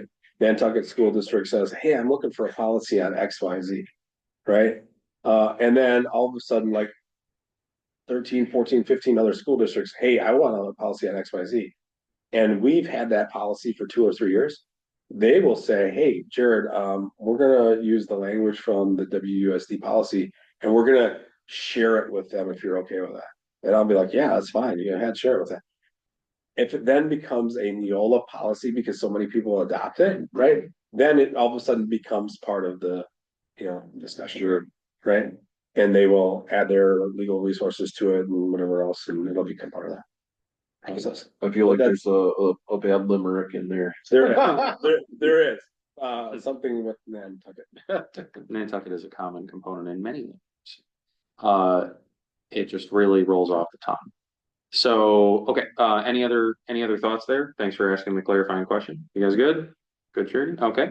Then we're moving on to the next one, which is item K, Neola policies needing process and parking lot policies. I asked Jared to bring this over just because these are all the things we're looking at. I wanted to give everyone an opportunity to look it over and, see if there's anything in there where they're like, oh my goodness, this needs to be talked about really quickly. I know there were a couple that I wrote down when I was looking it over with Jared in preparation for this meeting. What are the color coding means? If it's not colored, we've discussed it already or what? Oh, It's listed at the top. So the stuff that is in white, we talked about tonight. Okay, perfect. Thank you, Lynn. and so this isn't so much like, hey, let's pull this up now and start talking about it, because we're actually doing pretty good on time. I think considering everything we had. Relegated something to the next time. That is true, but I mean, I think we had a pretty robust discussion about it too. So I mean, overall, I'm feeling good about that. I'm feeling all right. So this is just more like, hey, if you guys see something that's on here, you want this brought up in one of the upcoming meetings. For instance, I'll just pull one out that leaps out at me: 5720 student activism. Definitely want to see that come up and see what that looks like because that was parking lotted. I want to see that come up relatively soon. If you guys see something like that, let us know and we'll get that on there. I just wanted, because we didn't have like a whole list until now, and I just wanted to have that out there. So, and honestly, the other thing that we discussed is this: out of the hundreds of policies that we had to go through in the last year and 11 months almost now, we feel like we're at the point to just adopt the work that's been done, because we have far more work that's been done. And we want to get moving on that work into the next school year. We will finish these policies moving forward in the next 2 or 3 months. But let's just finish them. Let's not wait to adopt the book. Let's adopt the book and then we will continue to pull these over. Where there's a match to these, we're going to keep our old policy in the new book until we adopt the new one. And then we'll switch it over. Okay. Does that make sense? And that's going to be the recommendation that we bring forward at the end of the month here to say, hey, we've done a great job. Let's adopt the policy book as it stands with all of the first draft cleans, so to speak. And then any old WUSD policy that still has a matchup to one of these ones, these last few that we have to do. There's less than 60 of them, I think. I didn't count them all, minus the whites, but I think there's about 60 some. Those are really going to get done in the next month or two. And so I think we just want to move forward, and we want to give, like you said, timely notice to people, and we want to say, here's our new policy. We have a new policy book. We're going to put it on our social media. New policy book. You can see it at this point. Feel free to browse through our new policies. Blah blah blah. Blah, right, and then we'll continue just the regular work of going. How's that sound? Sounds good. I'm good with that. Okay. I'd like to see any of the ones that are associated with the board come up, just because now that we have a new set of board members, I think it'd be helpful for us to revisit like the philosophy of the board, public expression, info requests, and all of those. There are like 5 of them, I think, on that list that are on this list here. Yeah. Yeah, and then also the 6152, the student fees, fines, and charges. But that's my own personal thing as it relates to the graduation conversation around fees and being able to participate in graduation. So if we're throwing out a wish list, those would be my wish lists. And not to diminish your comments or I agree with you, these should come forward at some point. The reason I kind of, when I passed the torch to Sam, I kind of held back on some of that stuff because I'm like, listen, we gotta get like the student and staff stuff, which is facing the public right away, out of the way, and then, as we move forward with, in doing more of that rolling work, we're gonna have these discussions anyway. And it was probably less critical because the board kind of says, you know, we're together talking about this all the time.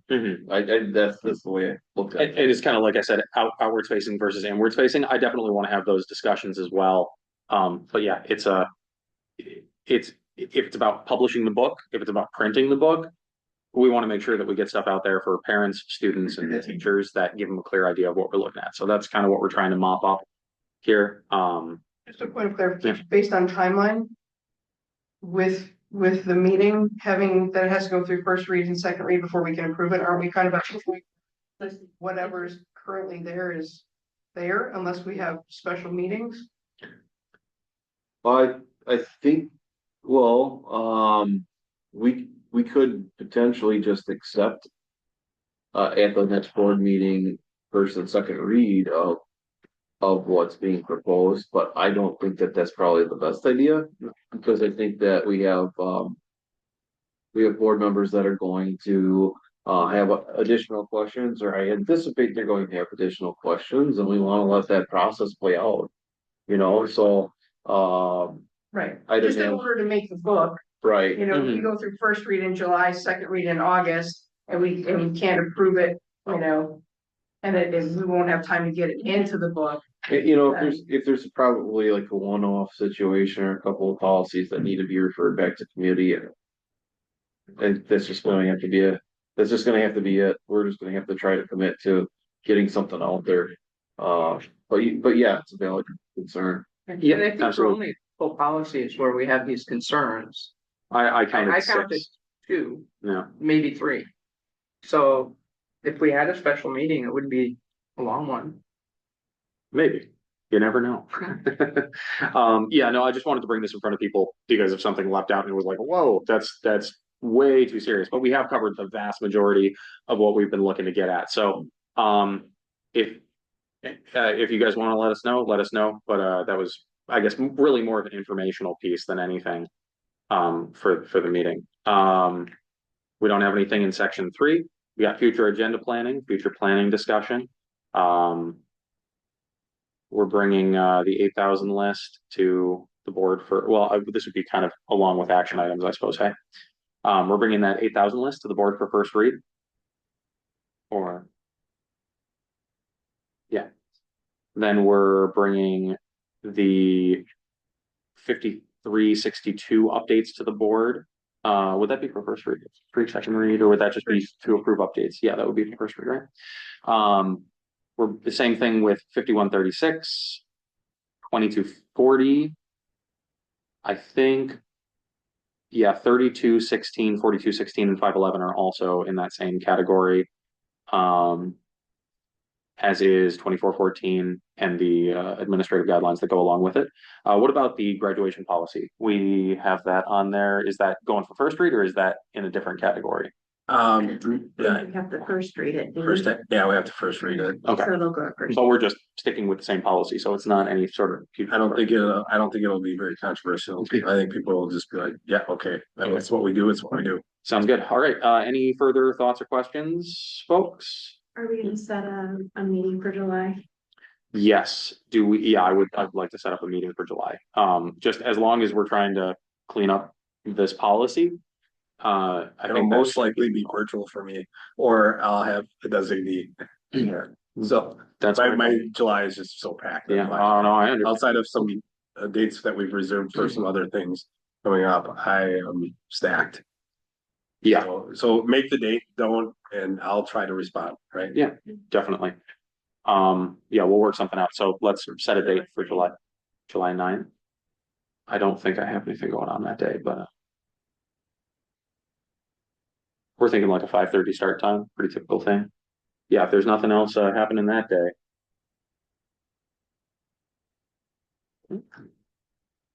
Yeah, that wouldn't be a problem for me. July 9th at 5:30. How do you guys feel about that? Sounds good. Okay, awesome. Charity? Charity. Cool.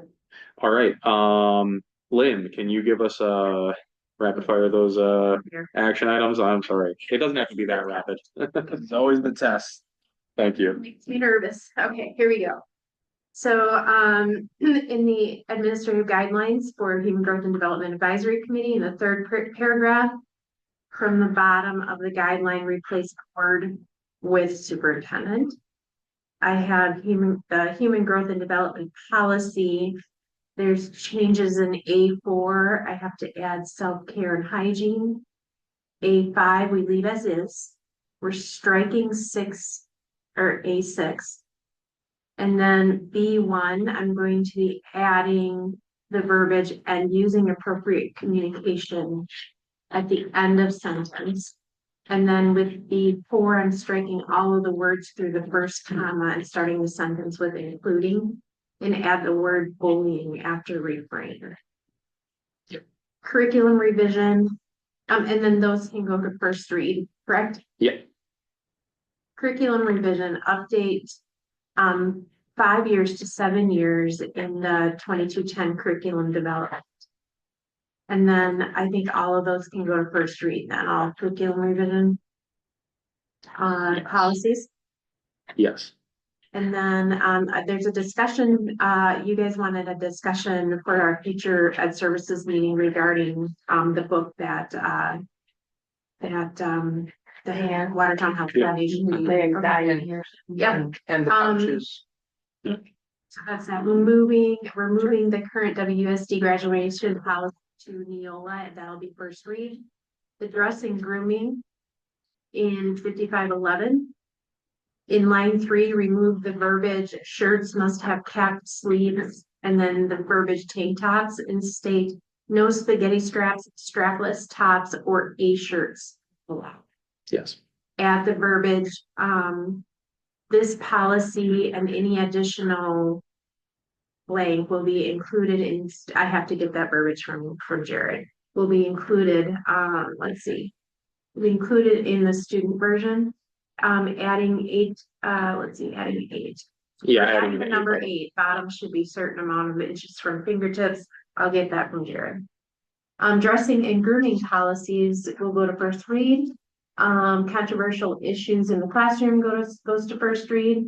You're talking about the possibility of having a discussion regarding enforcement of phones during the ed services committee meeting. Yeah. 5136 goes to first read. 5362 changes have been okayed and will go to first read. The student parent rights policy, more work is to be done. We're going to bring it back to the next policy committee meeting.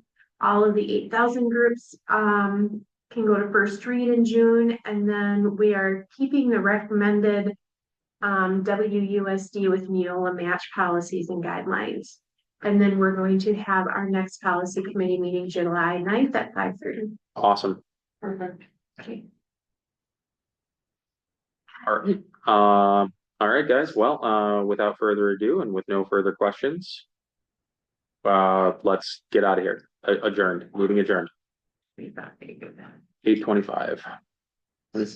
Made it happen. Yes. Under 3 hours. High five. Under 3 hours? There you go. Oh, it was under